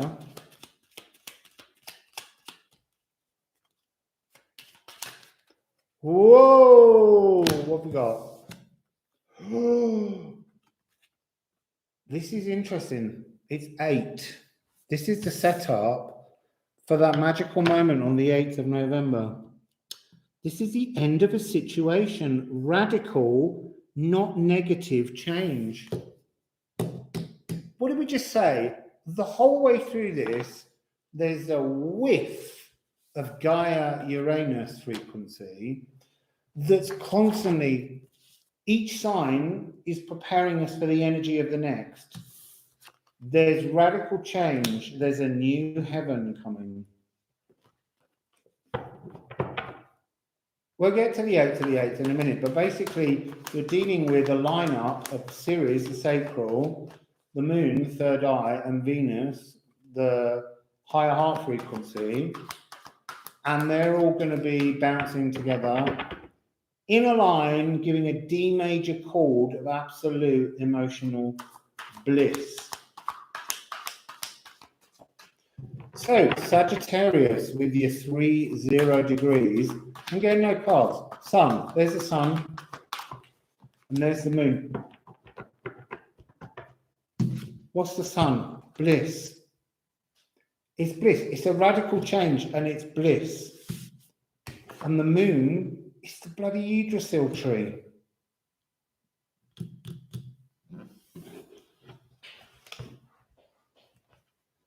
Yeah, know what you love and do it.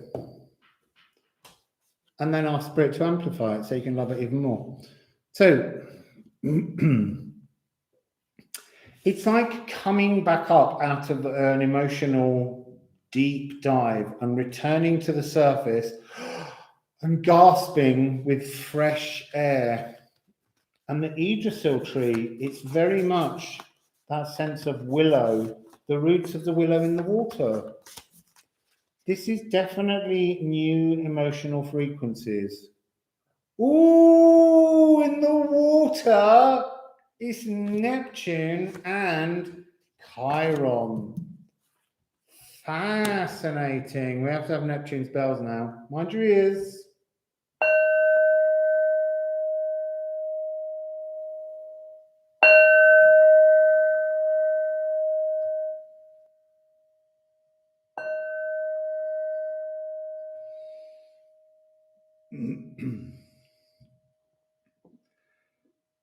There was a big change in that, and then it softened. But that's that radical change. That's what this little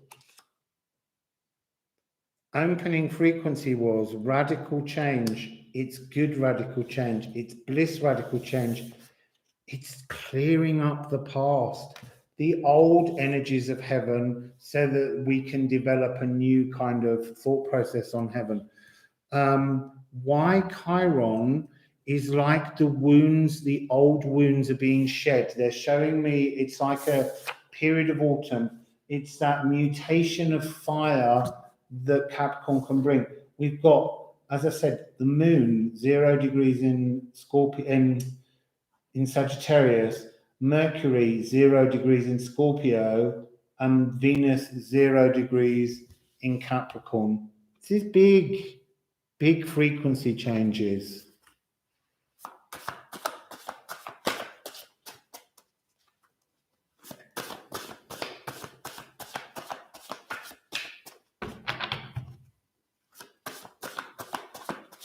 Just want some runes.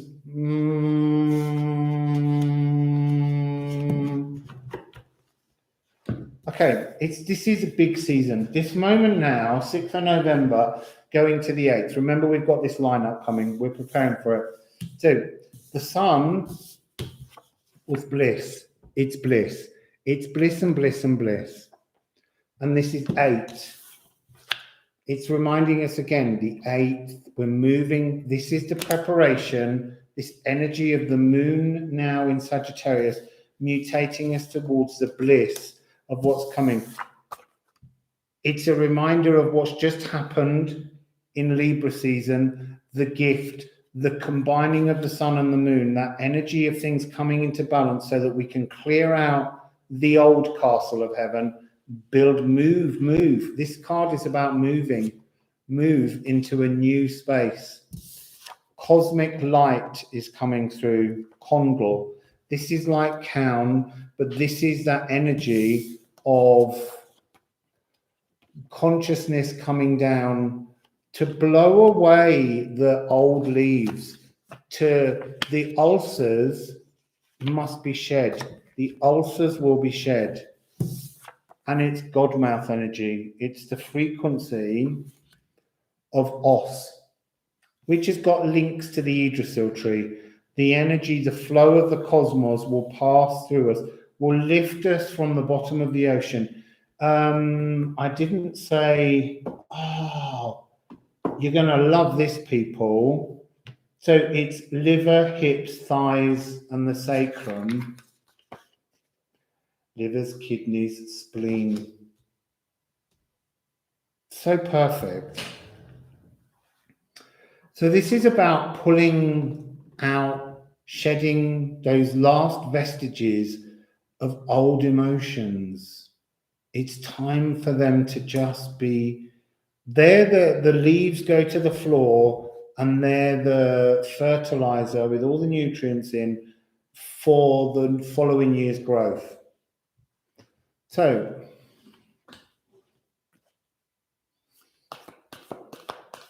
let's have some Mother Peace on that. Mother Peace, Mother Peace, Mother Peace, Mother Peace, Mother Peace. Oh, 6 of Wands.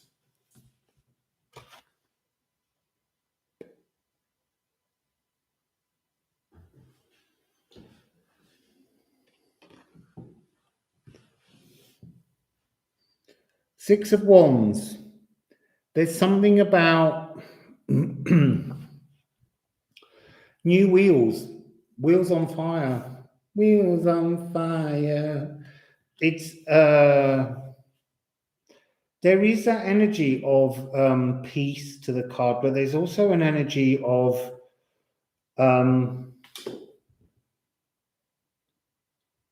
there's an energy of Lakshmi to this card with the double arms. It's like reaching in a new direction. That's what it's saying. It's the victory of a new directional flow. The energy is changing. We're moving to a new flow frequency.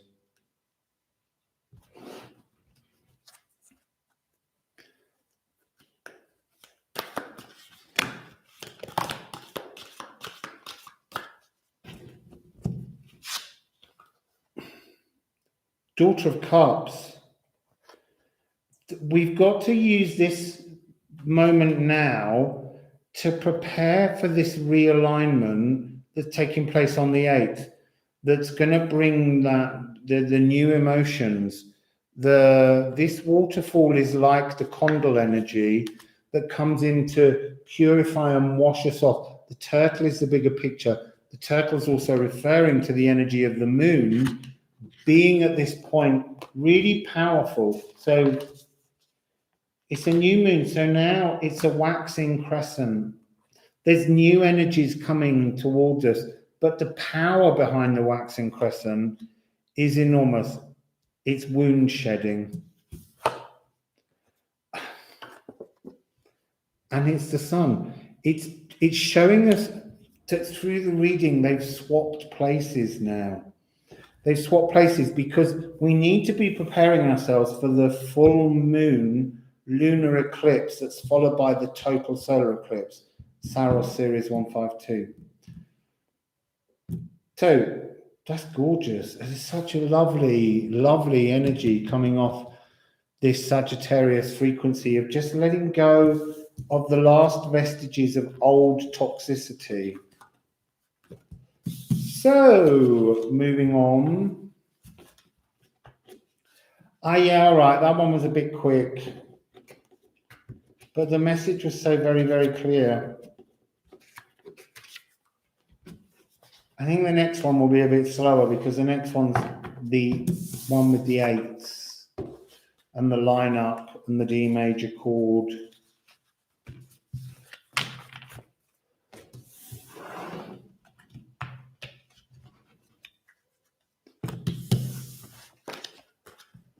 What's up, Jane Nadella? What's up, Harry? What's up, Meg McLeod? What's up, Mafe Martinez? So, let's have a timestamp for Capricorners. 2/13/13. Beautiful. So, I have a friend and she loves 13s and she's Capricorn. I need the Egyptian card to start with. So,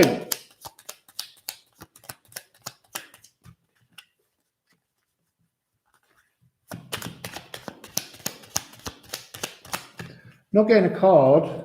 So, it's because I haven't said what it is. I'm rushing straight in.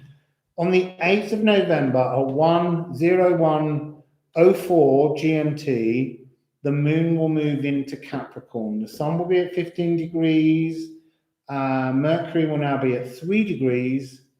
Venus at 2 degrees of Capricorn. Sorry, Mercury is at 3 degrees of Scorpio. And Mars is at 5 degrees of Scorpio. You can see Mars is catching up on Mercury. So this is backbone, joints, knees, skin, and hair.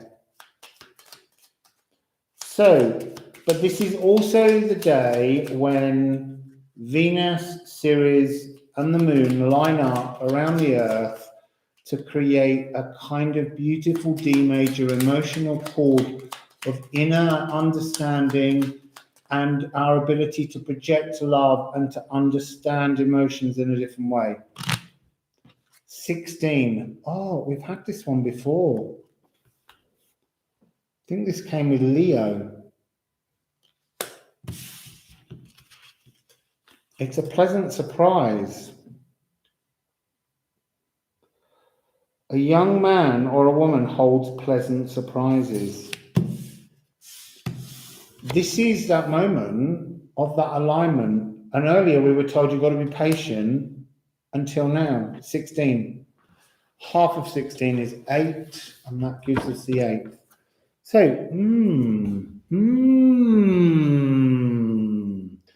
it's very interesting.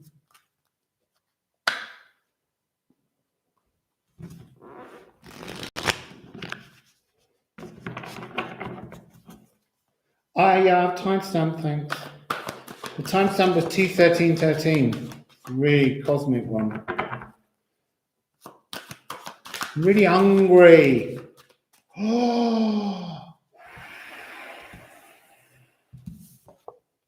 The sun. This is a destiny point. It's the Norns.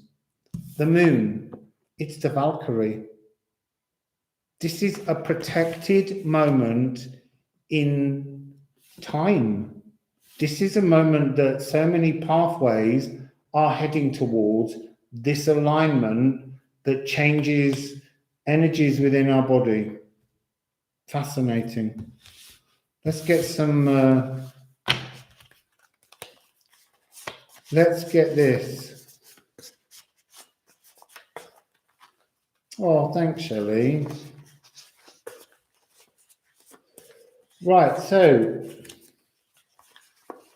what planets are we working with? What's on the bottom? Moon! It's one of the notes.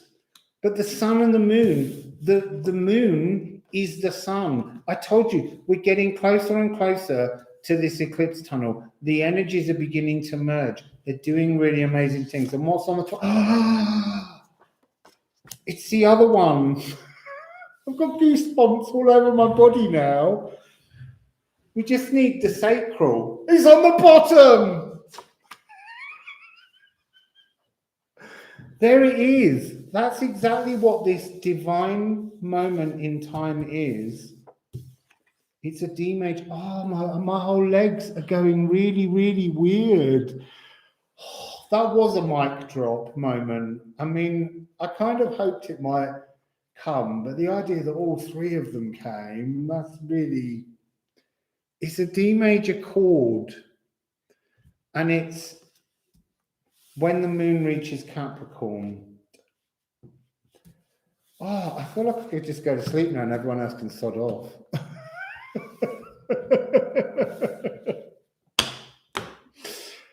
That's too mental. I need to put them back in the right order. So the sun and the moon have merged on a destiny point. The moon is merging with Venus, and it's projecting. They're projecting everything down to the sacral. Oh, so beautiful. So, I mean, he's seriously. That was quite insane, Spirit Reading 777, because I literally said it was a D major chord, and then they all came out. Magic, you sigh, the songs begin, you speak and I hear violins. It's magic. How else can I explain that rainbow when there is no rain? It's magic. Who knows who sang that then?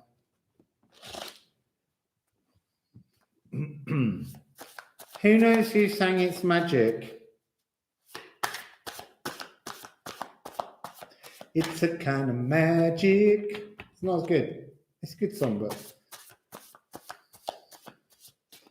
yeah, see, none of you know that one. Chorister, Angelic Chorister, do you not know that one?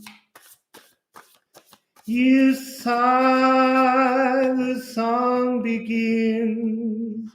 You speak, and I hear violins. It's magic. Oh. How else can I explain that rainbow when there is no rain? It's magic. Yes, Meg.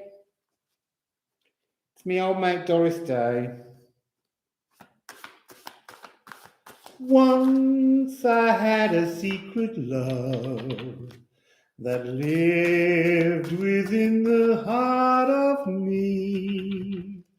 All too soon my secret love became impatient to be free. Now I shout it from the highest hill, even told the golden daffodil. Right, to the reading. Stop making me sing. Yeah, Queen, it's kind of magic. So, that energy that opened by Virgo was to bring us to this point in Libra. I've forgotten who had the butcher's broom. It was Virgo again. We scrubbed clean our souls somehow, and we're being bathed in Lithruma, elven light.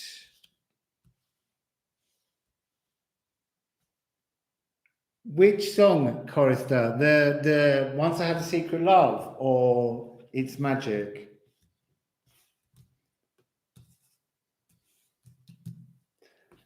I just blew in from the Windy City. The Windy City is mighty pretty, but it ain't got what we got. I'm feeling that the D of the sacral is very Doris Day Day. Very Doris Day Day.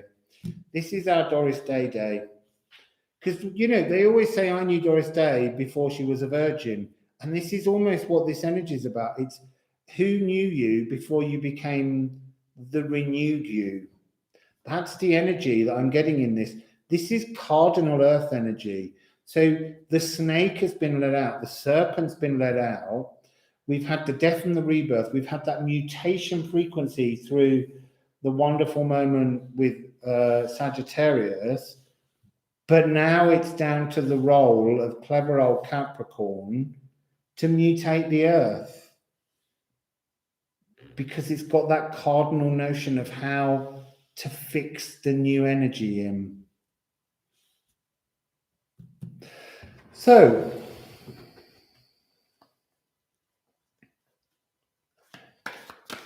I love Doris Day. She wrote me a letter once. When I was at the Royal College of Music, we had to do serious lectures, and I did one on the life and times of Doris Day because I couldn't resist, with lots of video clips. And I wrote and I told her that it might amuse her that she'd just been the subject of a lecture. And she wrote back and she said, thank you. Probably wasn't her, but it made my day when I was 20 or 19 or whatever. Look, this is out again. Live your life. Live your new life. Live your dream life. Live your dream life. Now is the chance to live your dream life. No more feeling isolated from hopes, from dreams, from the things you witness in the astral, the things you know you're capable of. This is the moment when you can start to engage with them. This is cardinal earth. Plug yourself back in, people. Plug yourself back in. It's time to change. The cosmic energy of the Five of Swords. This is spell weaving. You're weaving a spell now. It's got this energy. You've cleansed. You've scrubbed up. And now you have that moment. The sun is the moon is the sun. You've got this driven connection between the moon, the sacral of Ceres, and Venus. So the moon is the dream. The sacral is the home of the magic. What's Venus?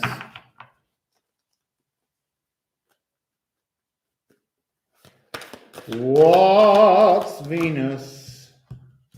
Venus is the healing that we bring to ourselves and each other. Oh, you see, that's really interesting. They've just said to us, a bit weird, but we are in Scorpio season. They said that's you covering up the dead version of you, the one you don't need anymore. It's time to be the new you, to flow in a new frequency. That's the Egyptian thing. You need to put yourself, it's also very Lenormand. So there's the card coffin, and there's also the card of cross at the end. When you put a planter on, you bury your old self, you bury what you no longer leave. So, for instance, when I sold my house and gave everything away, when you go to somewhere that you've lived for 40 odd years, well, with possessions you've had for 40 odd years, it's a little bit like picking over your own possessions after you've died, but you're still alive. That's what this is about. This is a moment. This is like a petit mort, a little orgasm that will be in your sacral, and it will be that shedding of the leaves that Sagittarius gave us. This is the moment to put that to bed, to bury it. You don't need it. You won't forget it. You've got a marker on it. Your memory will always remember what you were. But this is the chance now to become something new. This is a really, really profound moment for everybody, the 8th of November. Petit mort is, in French, they believe that every time you have an orgasm, you get a little bit closer to death. And if you have too many orgasms, you die. It's a load of old rubbish. It's like that one when they say you go blind if you keep playing with yourself. So it's a petit mort, a little death. That's a splendid little moment of celebratory orgasmic energy. It doesn't have to have an ejaculation attached.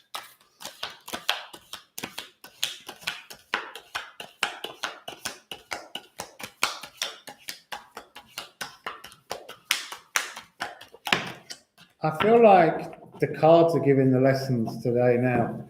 Whew, I'm getting a bit of a head rush, spinny, like a newness, a renewedness. Look, she's back. Play the game.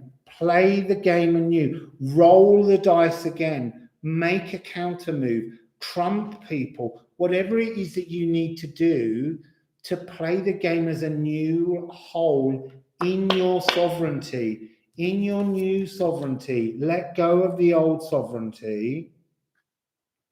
And this is a 6 of discs. 9 discs are way better. Roll the dice. Roll the dice. An 8 of cups.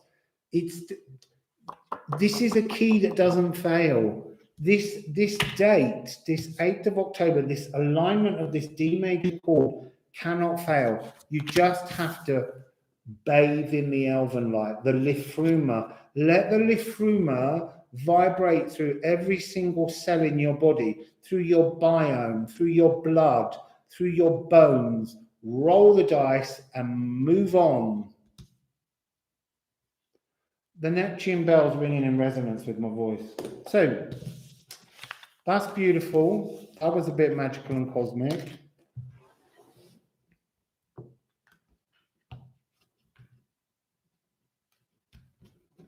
Yeah, bury it, start fresh. What's up, Danielle?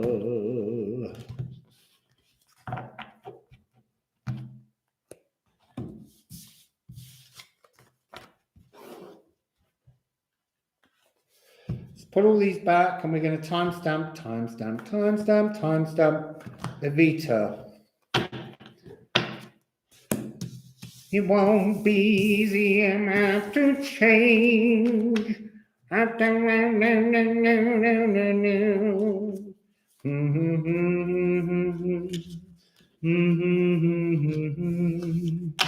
It won't be easy. Oh, I can't remember the words to that one.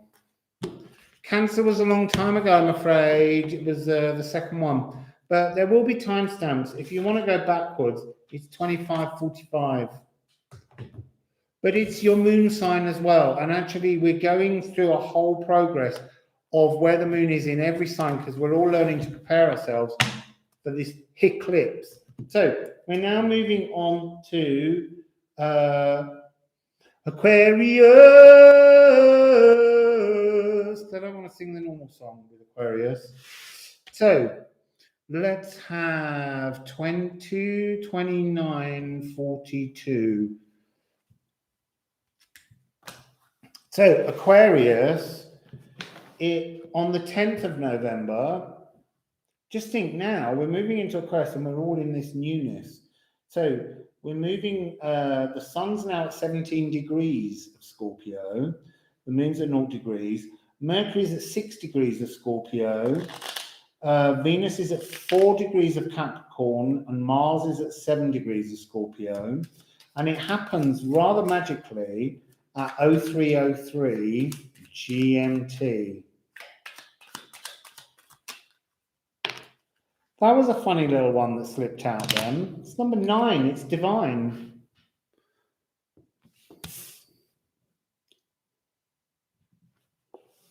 It's having premonitions, dreams. What else does it say? Yeah, focusing on the light and the dark, the sun and the moon. We've now moved into a new energy, and in this Aquarius, because it is the age of Aquarius that we're moving into, this is the preparation for the solar eclipse. Something's being prepared within the solar eclipse. I was sailing along a moonlight bay. Was that Gordon McRae and Doris Day or something?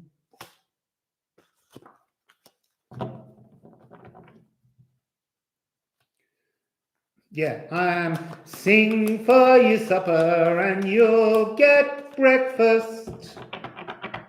So yeah, donate to me if you can.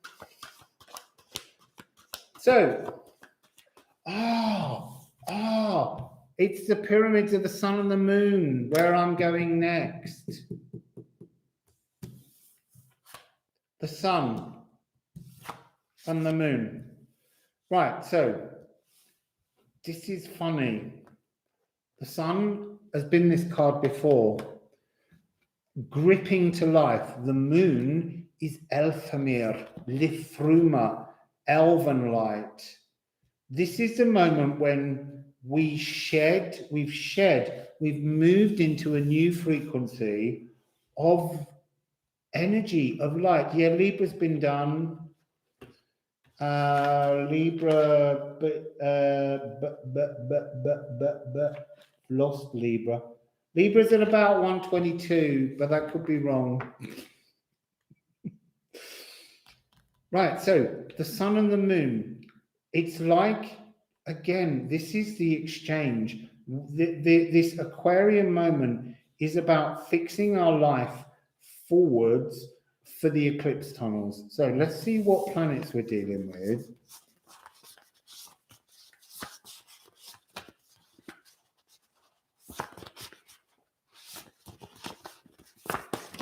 Right, what's on the bottom? The sun. If the moon's on the top, I'm going to wet my pants.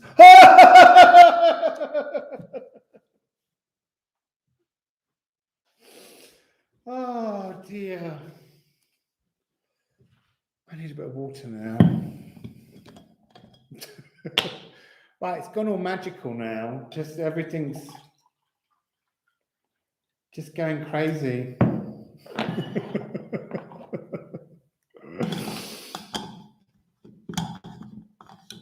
Right.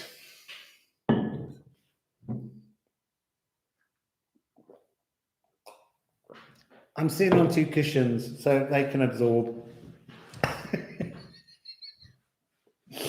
Right, so the weirdest thing is the sun is the moon and the moon is the sun, but actually when they came out in their right places. But they're talking about the merging of the energies. We're getting closer and closer to the merging of the energies. So, and this one's at 0303, and that is a magical frequency. So let's have some runes for Aquarius.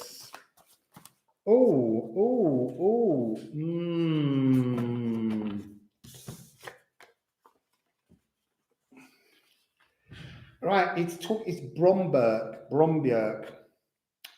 That we've scrubbed up. We're beginning again. We're beginning over. Everything's beginning over. It's new life force. It's brand new. It's 9. It's divine. It's 18. It's like being gifted with new elven light trees. Some kind of, like, look, there's the trunk. Almost just like that's the trunk of the tree. There's no roots. There's no leaves. The moon working with the sun brings the energy of the roots and the leaves and the inner light. And then we have weathercock vein. This is fluidity. This is the cockerel, the weathercock on top of a building that changes direction. This is the point at which the direction changes. We've lined up that D major chord in that last moment. Oh, and look, 13. You, the trunk of the tree, the sacral, we're shining light, moonlight, silver light from our sacral. We've turned round. We're in a new direction. I can't wait to go to the pyramids of the sun and the moon. I'm going to be there for us, for the channel, on the lunar and solar eclipses. So that's the 19th of November to the 4th of December. So if you can send me any money to help me with that, it's really handy because it means I can try and get closer to the place so that I can visit it more often. So this is Elfamir. Elfamir is really 14 frequency, but it is the light that passes through Vanahamir, 13 frequency, and they are lining up the sacral. So we're being brought into a new frequency in this Aquarian when the moon reaches Aquarius. Oh, my moon's in Aquarius. And it's, I think it's, I forgot to write in when the quarter moon is. I think it is the quarter moon. The last quarter, before it goes waxing gibbous and then hits full. But you'll have to check that. Oh, thank you, Christina. Thank you. So we're dealing with a renewed light from our third eye, our heart, and our sacral. And it's elven light. It's the thing I want to say about the elven ring is we come down to earth and we come down to earth to experience shadows and fears and all that kind of stuff. And we also reach out to try and reach up to the elven light energies. But in the elven light, this magical circle of billions and trillions of souls all speaking with one voice because they're so in accordance, because they're so high up in the celestial realms, just like down at the very bottom in the darkest spaces, all the most demonic frequencies are also in agreement because they're closest to the most distant place and source, the extremities. But up in elven ring light, we're all there. There's an energy, there's a thread of us, all of us, up there. And that's why we know it's there. That's why we know how to reach up and seed ourselves with light and bring it down into the sacral to birth a new tree. And we scrub down into the dark, bloody parts of our voice. What's that, Amy? Because that's where nutrients are. So, Mother Peace. Mother Peace. I think that might be 3.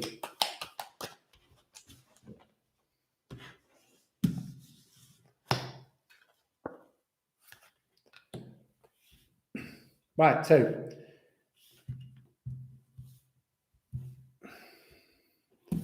three of discs is working together.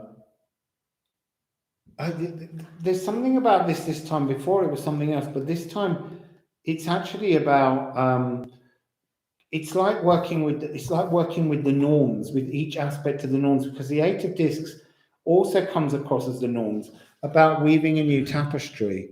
But there's something about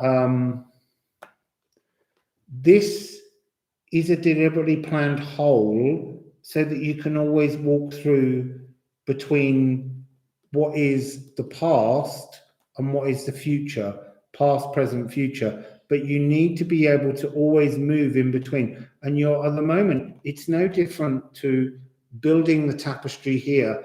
You're building new boundaries in your dream world, in your psychology. Everything is being transformed, but you need an access portal to go in and out so that there's no briars over this anymore. There's no difficulties. You've come into an alignment.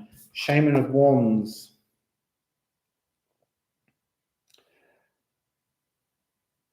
The Shaman of Wands has Water Phoenix behind. The Shaman of Wands has Age of Horus sitting just behind. I'm seeing clover. It's like the scent of clover in a field. I don't know whether you know clover, the smell of it. Clover set honey from Canada is a very beautiful honey, but there's something about fresh opportunities, fresh scents. And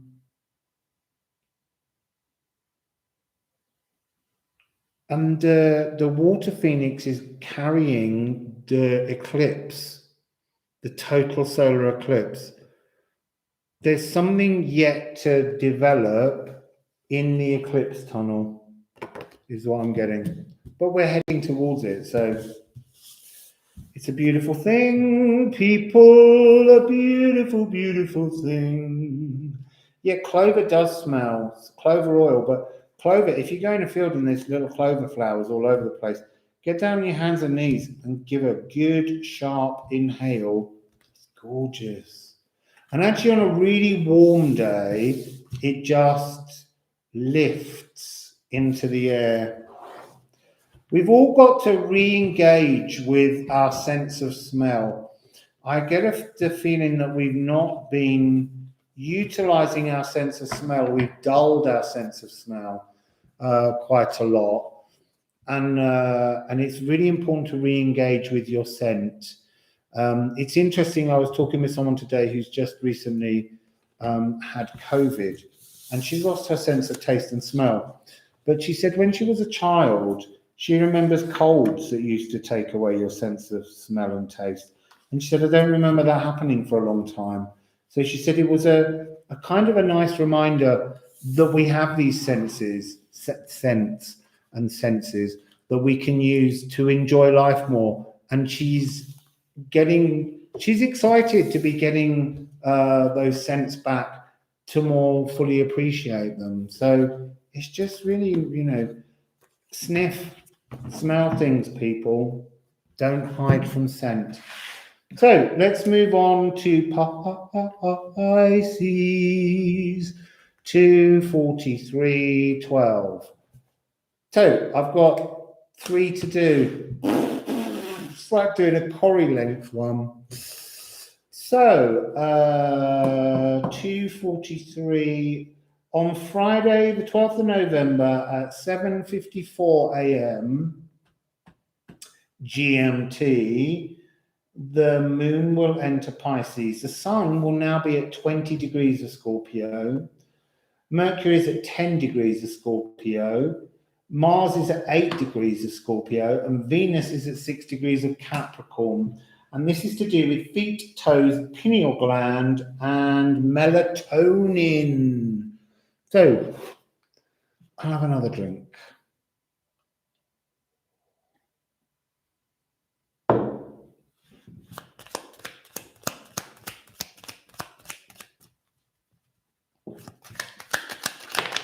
Oh, I'm not taking those two.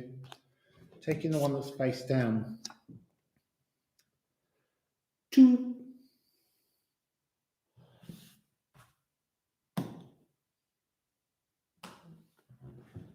There's something about life force and the sun with that. The sun's at 20 degrees. 2 is effort. Successful over time. Patience will win the way. If anyone's patience, it's Pisces. So this is Right. It's kind of like, you know where you're going. You know where this is heading. You've renewed everything in your life, but there's still something to come yet in the eclipse tunnel. Don't get ahead of yourselves. Something to do with the pineal gland, because there's a blue lotus up in the air. So, sun and the moon, sun and the moon, sun and the moon. Sun and the moon, sun and the moon, sun and the moon. So, sun and the moon. Oh, the sun is the sun. It's Baldur. It's inner light. You see the sacral? That's Baldur. The sacral shining. You've got to play with your sacred light. The moon. That's so interesting. I'm going to just put that out, the healing. This is about a mass healing. What's the moon? The moon is the sun. We're getting this energy. The closer we get. So this is fiery frequency. We're in Pisces. This is so weird. Pisces is water. So much light and fire energy coming through. And I want you to see how these cards are linked. Do you see how the two circles are open in the middle card? And there's something about the crescent of the moon here, the birds on the top, spirit. And it's showing us the sun and the moon are intermingled, but it's also showing us feminine sun, masculine sun. It's like we have to stop with the gendering. We've got to come into an alignment, a healed alignment of just being in balance. We've been giving all that energy all the way through. We've been getting closer to that kind of frequency and understanding. Blue Lotus wine. I don't drink wine, but I'd ever go on that one. Yeah, Blue Lotus perfume is beautiful.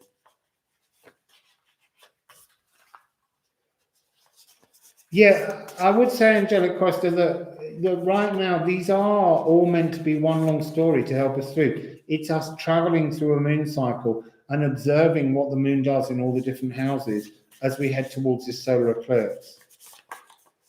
So we're going to stop there. I think we are. Oh, Mars. Where is Mars? Mars is at 8 degrees of Scorpio. And the top card, the sun. There's so much sun. We've got Baldur, we've got Sol, and we've got the sun, the solar plexus. There's something about playing with the healing energy of not just sunlight, but aether light. And the Mars is about shining this light through your entire physical being. So, it's almost like steaming, because there's all that water.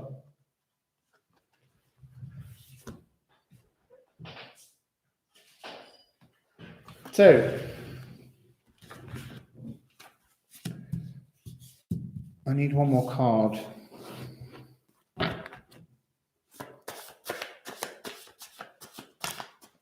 Oh. So, a journey, a ride, a joy ride. This is playfulness, this energy of this sense of, sorry, I just needed to check. No, it's not. Of a journey of light through your whole body, going through your molecules, changing, transforming the fluidity, the vein frequency, to change something with the light, to almost go in and flick switches in all your molecules, to change parts of your DNA with aether frequency. This is what starts to take place in this Pisces. Remember, moon in Pisces is pineal gland, it's toes and feet, it's extremities. It's also melatonin. It's every part of you is being transformed. But think of it also in that notion of classically house 12 as Pisces, that spiritual release to let go of certain things. This is like cleansing through bringing a lit spirit. Like, I mean, I'm not very rich, but I'm being told to say it as like the Pentecostal light, an aether frequency, just burning like a lighthouse from within you, shining everything from within your sacral, your heart, because it's all in alignment. This energy's healing your whole body, and it's you that's doing it. You're bringing it on. It's an awakening. It's whacking. It's bringing that new energy and stankness, scented, not smell. We've just talked about the importance of smell. You've got to test your scent. That clover image.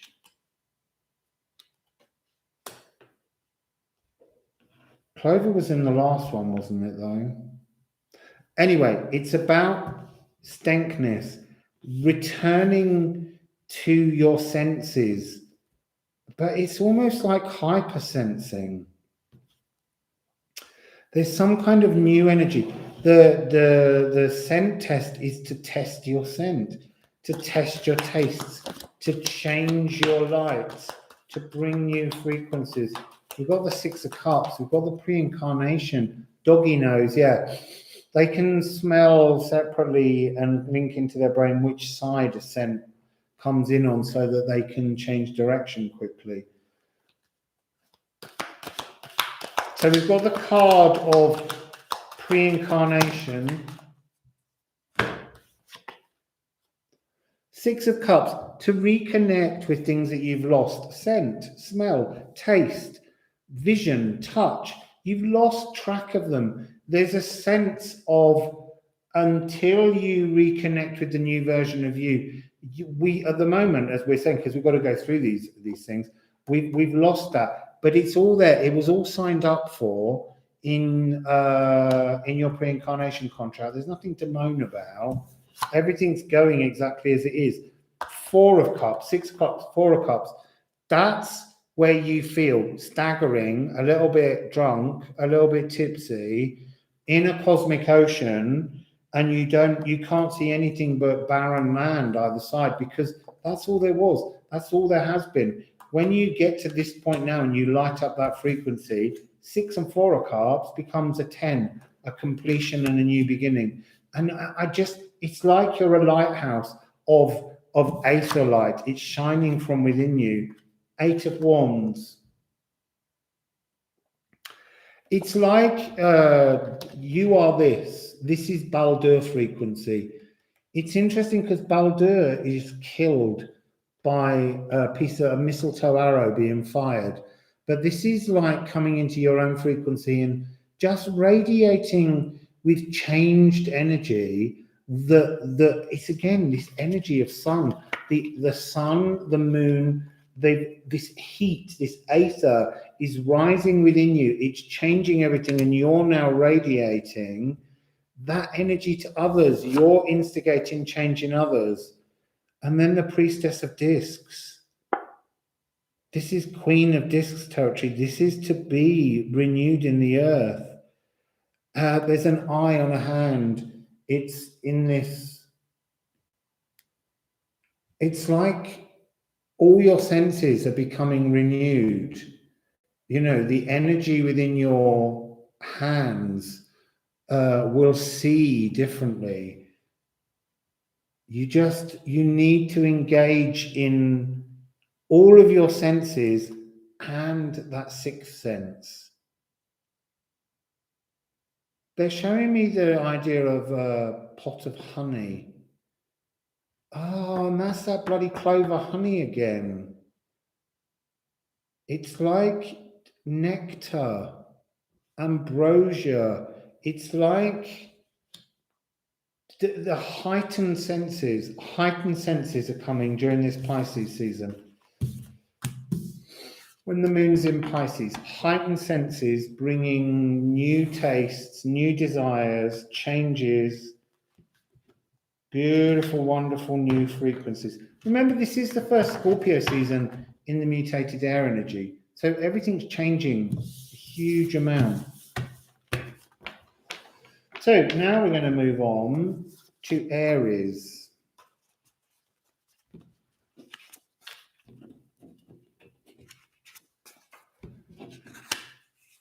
Oh, the comments are going up so fast I can't read them.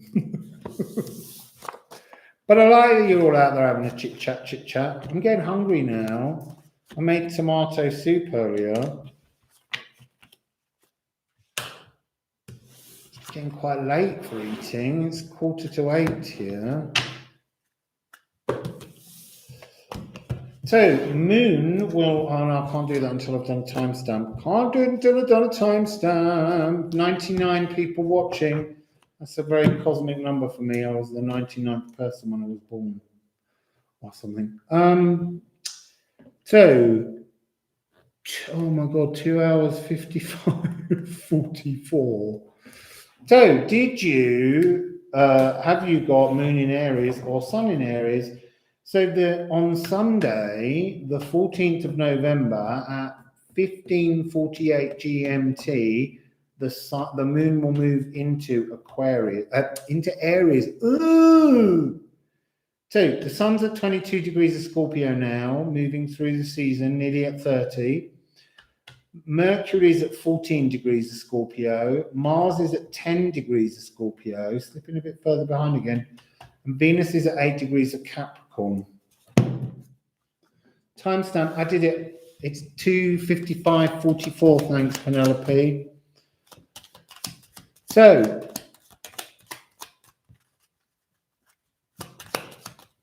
this is 19.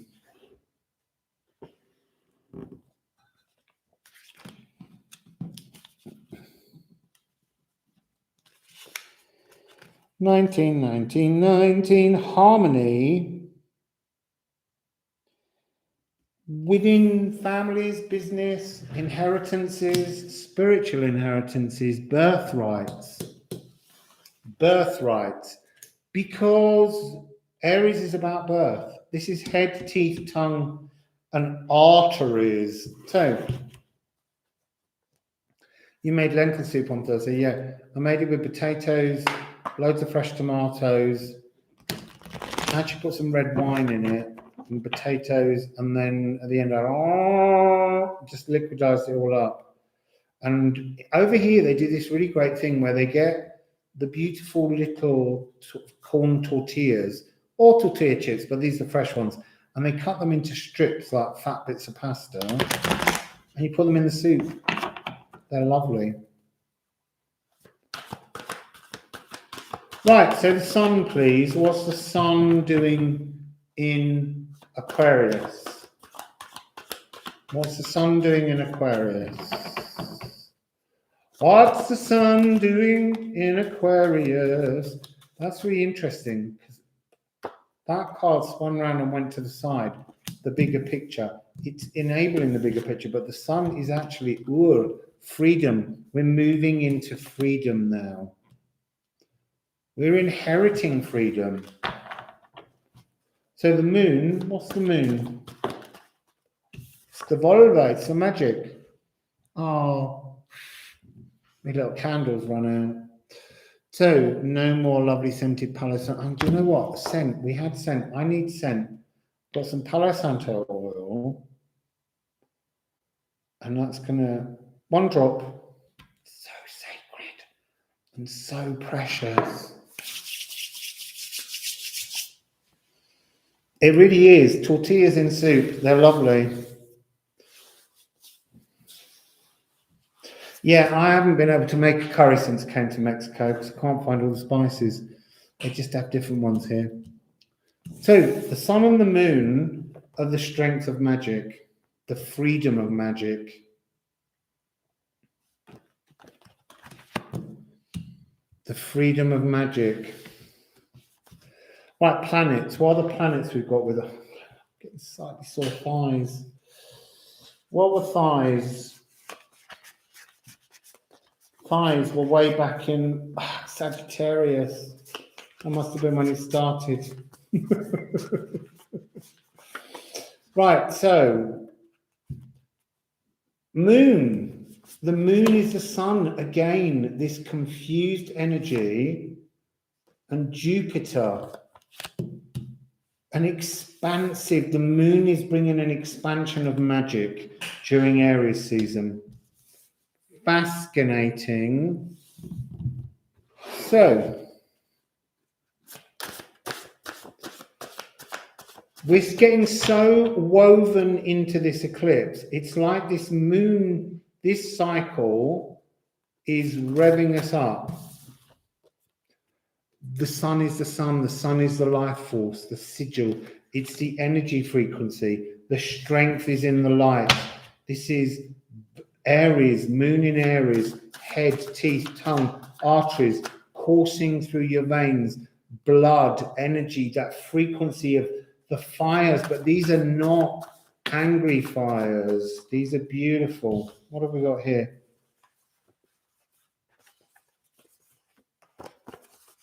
So, oak, ak, Yggdrasil. It's the energy of support. The sun is the life force that supports all life. Even life in the darkness, it supports somehow, because the energies of the world around are influenced by the sun and the moon. But this is talking about the frequency of light being part of everything. It's the life force behind everything. Under the Hugin and Muggin, this is the energy of change, switching, changing, looking for a code that brings greater strength. And it's light. Again, we're talking about that energy that came with Leo, first of all. It's the light. And then the Jupiter is bringing Fleursa, which is that energy of the moon interacting with the force of life. Flow, first blood. First blood as in the heartbeat of the embryo, the heartbeat of every cell, the light, the silver light of the moon. Because remember, the moon is the sun here. So the sun is the moon. But this is expansive. Jupiter amplifying pulses from the moon during this Aries moon, and then it's all about bringing us into the gatekeeper. Ur is a gateway. So this Aries energy is life force to bring us back to the present, inwardness, understanding where we're moving forwards to. So, powerful stuff. Aries is that springtime frequency, that energy of sap rising, life force rising, awakening. It's like springtime in the northern hemisphere, but this is in the middle of autumn going into winter, is to have that surge of energy, because we're heading towards the lunar eclipse. We're just 3 days away, 4 days away, 5 days away, not many days away. We're close. So, Two of Swords. Redefining your frequency, redefining your life force, finding new eternal patterns that you and spirit can share, that it's like setting an intention for what you would like to see in the eclipse tunnel. Writing, journaling, pens, feathers. You need to journal what would bring you into your perfect present at this moment, as all this life force is sailing in, is flowing through you. You need to sit there and write down what you want. Priestess of Swords. This is walking over the icy wastelands with an owl guide. This is about bringing the life force to the frozen wastelands of your soul, of what was, what was never there, what was never found. This is about, you see, that's this one's got the moon over the water, that silver pathway that I always think of. When you sit over water and you look at a full moon, and we're getting closer and closer to the full moon now, there's a silver pathway that dances across the surface of water. And if you're at the sea, you just see it drift off to the horizon, and you kind of want to be godlike and walk on that water. And in this one, she's walking over the frozen water with the sun to melt it. So we're being given the two frequencies again. The sun and the moon in conjunction can bring about a sort of switching around of frequencies. The idea of drawing that figure of 8, infinity, journaling, writing a new pathway forwards. And you can look, as I did with that sun, the moon twinkling over the sea one day. And I thought to myself, it would be so lovely if I could just go on that pathway and see where it leads. And yet I know I can't walk on water, so I can't do that. And I can't get in there and swim. And then a fishing boat turned up and just floated. Sometimes we need to understand that the moon's astral connections and projections will help us to see solutions to things that we can't otherwise understand.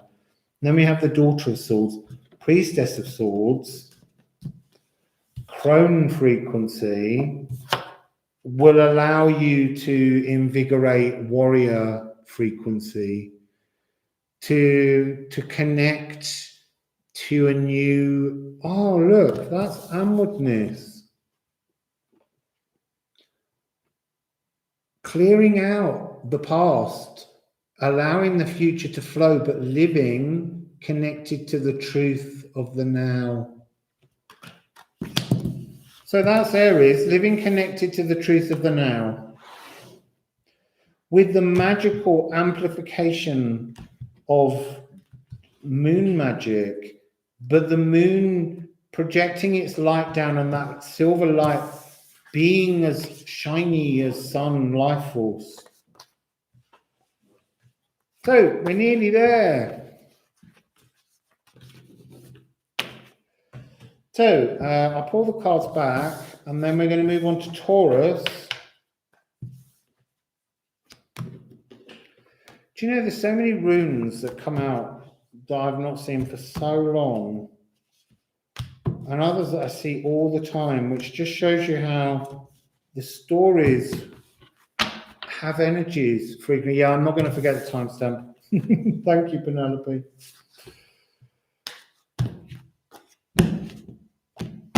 So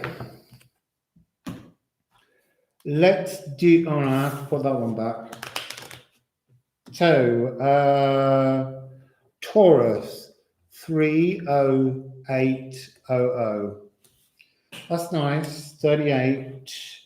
So on Wednesday, the 17th of November at 2:18 in the morning GMT, the moon will move into 0 degrees of Taurus in preparation 2 days later for the full moon lunar eclipse, which is in Taurus before the moon moves into Gemini 6 hours later. So this is neck, vocal cords, throat, and the thyroid gland. Oh, also Saturn moves into 8 degrees of Aquarius today.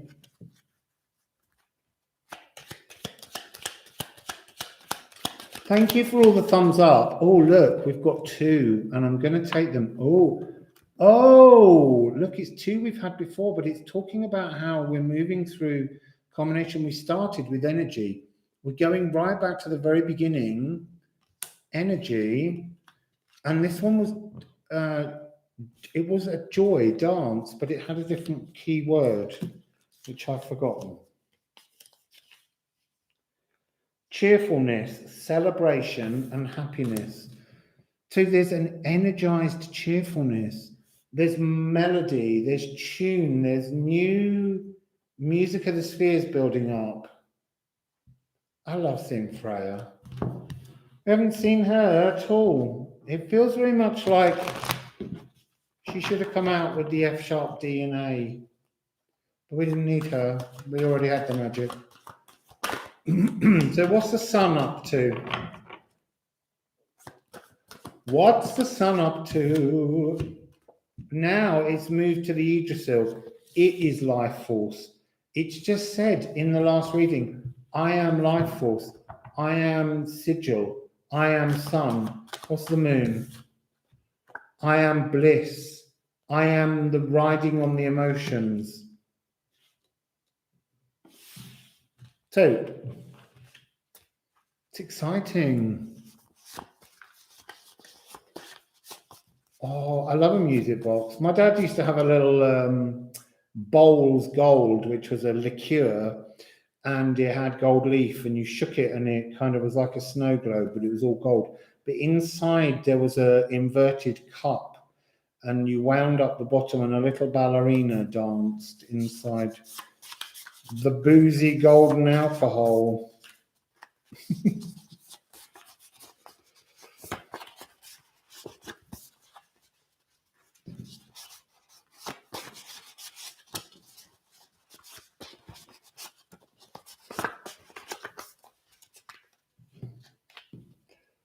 The moon is the sun again. Oops, top card. Oh, look. We're back with Chiron. A and A sharp. This is, oh, you see now, I see what's happened.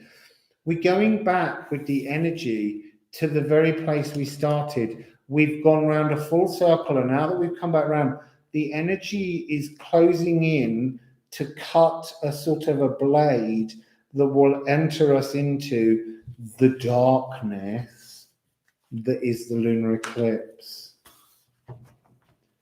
It's so fascinating. So the sun's at 24 degrees now of Scorpio, 6 degrees away from being complete. They switch during the eclipse tunnel. And the eclipse tunnel we're going to be calling the Janus Neptunus, because fogs will clear. Mercury is now at 17 degrees of Scorpio. Sun's at 24. Mars is at 11. Mars is slowing down again. And Venus is at 10 degrees. Oh, wrong deck. Where'd they gone? So,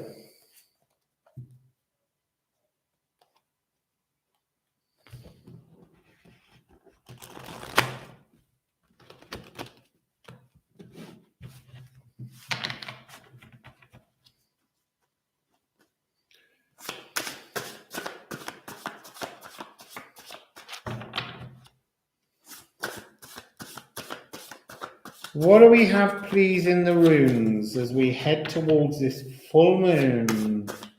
I feel like this is not the full moon. This is before. Oh. Wakand, the Watcher, the Animal Guides. Interesting. Keep your animal guides close at this point. Be your animal guide at this point.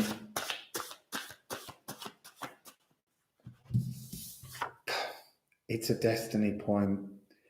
It's Eel. It's the world serpent. So just like the 8th, this eclipse season is a destiny point. Hang in there, people. We've got the gallows. We've got hang through. It's like time will stop. Time will stop. I just thought if I picked up that and it was a time master, I'd be really fascinated. So time will stop in the eclipse tunnel. Something's switching. Something's changing. Oh, that's too many. Come on. Come on. What's What are we hanging about for in this tunnel? Clearly this is the tunnel. The sun brought us to the shadow of the earth, the moon, the earth's shadow over the moon. That did come out just now. It's Wacken again. And that's under the moon's bliss to originate some kind of new energy in this tunnel. What do you want to say, moon? It's back. It's time to be tested now. We've tested ourselves. We've done all of that. Now it's time to just flow in. Oh, this is a reading I did a long time ago.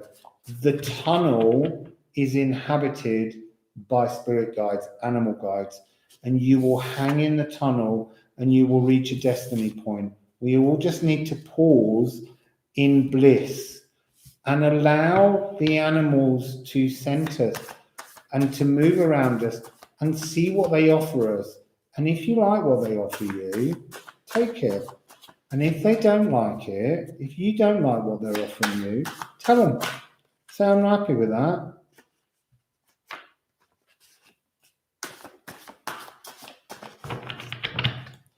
So what's interesting about this eclipse is it starts in Victorian Earth energy and it moves immediately. The moon goes into Gemini again, where we started. And that's why we're getting these references back, coming around full circle to things. But it moves towards the total solar eclipse in mutable fire. So that energy of the 030 degrees, livers, hips and thighs, all of that energy of the Sagittarius one at 2 hours, 1 minute and 26 will link in to where we're heading at the end. And that was about shedding. I'm getting too many cards. It's like it doesn't want to add another card. I was trying to make it 6, but it wants 5. So let's get... Look, don't think you won't have the courage to pass the next test. It's not, all of these things here are destiny points. You will pass whatever test you're ready for. And if you plan, if you go through all of these signs, you can pass into the most magical new future that you weave for yourself. But if you start saying, I hope or I worry, you won't. You've got to, the whole point of this journey is that it's showing you that the cosmos is bringing us to this wonderful moment where we all get to move forwards if we just believe in the magic enough. You know, that was Jupiter expanding the moon magic. The sun and the moon are one thing. Everything's merging. Time will stand still and we all have a chance to redefine ourselves. But you can't do it with just one of your signs. You've got to look at the signs as a whole journey. Yeah, I know it's a long one, 3 hours, but it'll help you. So this is heartache, where we started again. But this is letting go of the heartache and celebrating the nutrients that were brought to you. Just as I've just said, all of the things that you worry about, they were the nutrients. Turn them into nutrients. Don't keep leaving them as dry soil of worry. Make them matter, make them count, give them fertilization. And then we have the 9 of Swords. So that's making 12 swords. That's going back to the old frequency of the heaven that's being changed. This is anxiety. Celebrate the growth that you get through your anxieties. It's absolutely beautiful. 3 and 9. We just need a 6 now. And we'll have the Tesla code. 3 and 9, though, is about internal divine moments, which is very much hang through. Odin hanging from the Yggdrasil tree of life, the sunlight. So Chiron is this energy of the anxieties that you need to celebrate. And you celebrate them, it makes sense now, the bliss of the moon. You have to be in bliss at your anxieties because they've helped you to grow. And then again, we've got this same card, walking with the sun across the icy landscape to transform things. So it's almost like the whole cycle we've just gone through was an expansion of what's going to now condense itself and maybe repeat as we go through the tunnel. We've got the Son of Wands, celebrating life, live your life. It's the same things are coming out. And then the Snake Wrangler that came out earlier.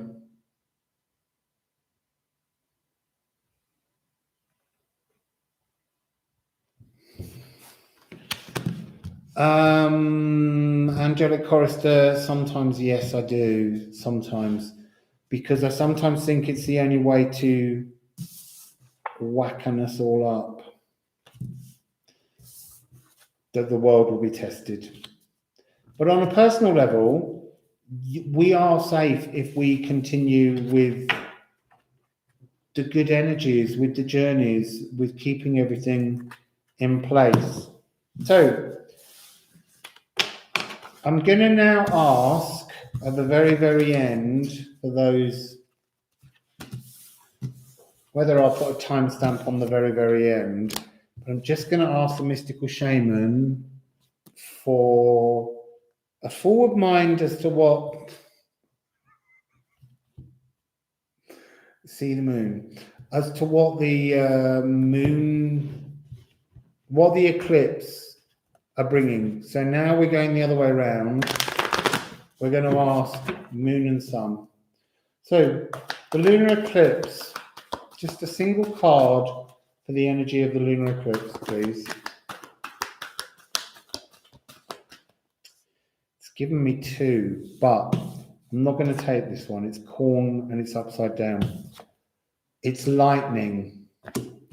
It strikes at our souls. This lunar eclipse will strike at our souls, strike right at our hearts. Because by the time this comes along, remember, we're going to be in a new kind of energy body. We've put our old energy body to bed. So the sun, what's the energy of the sun?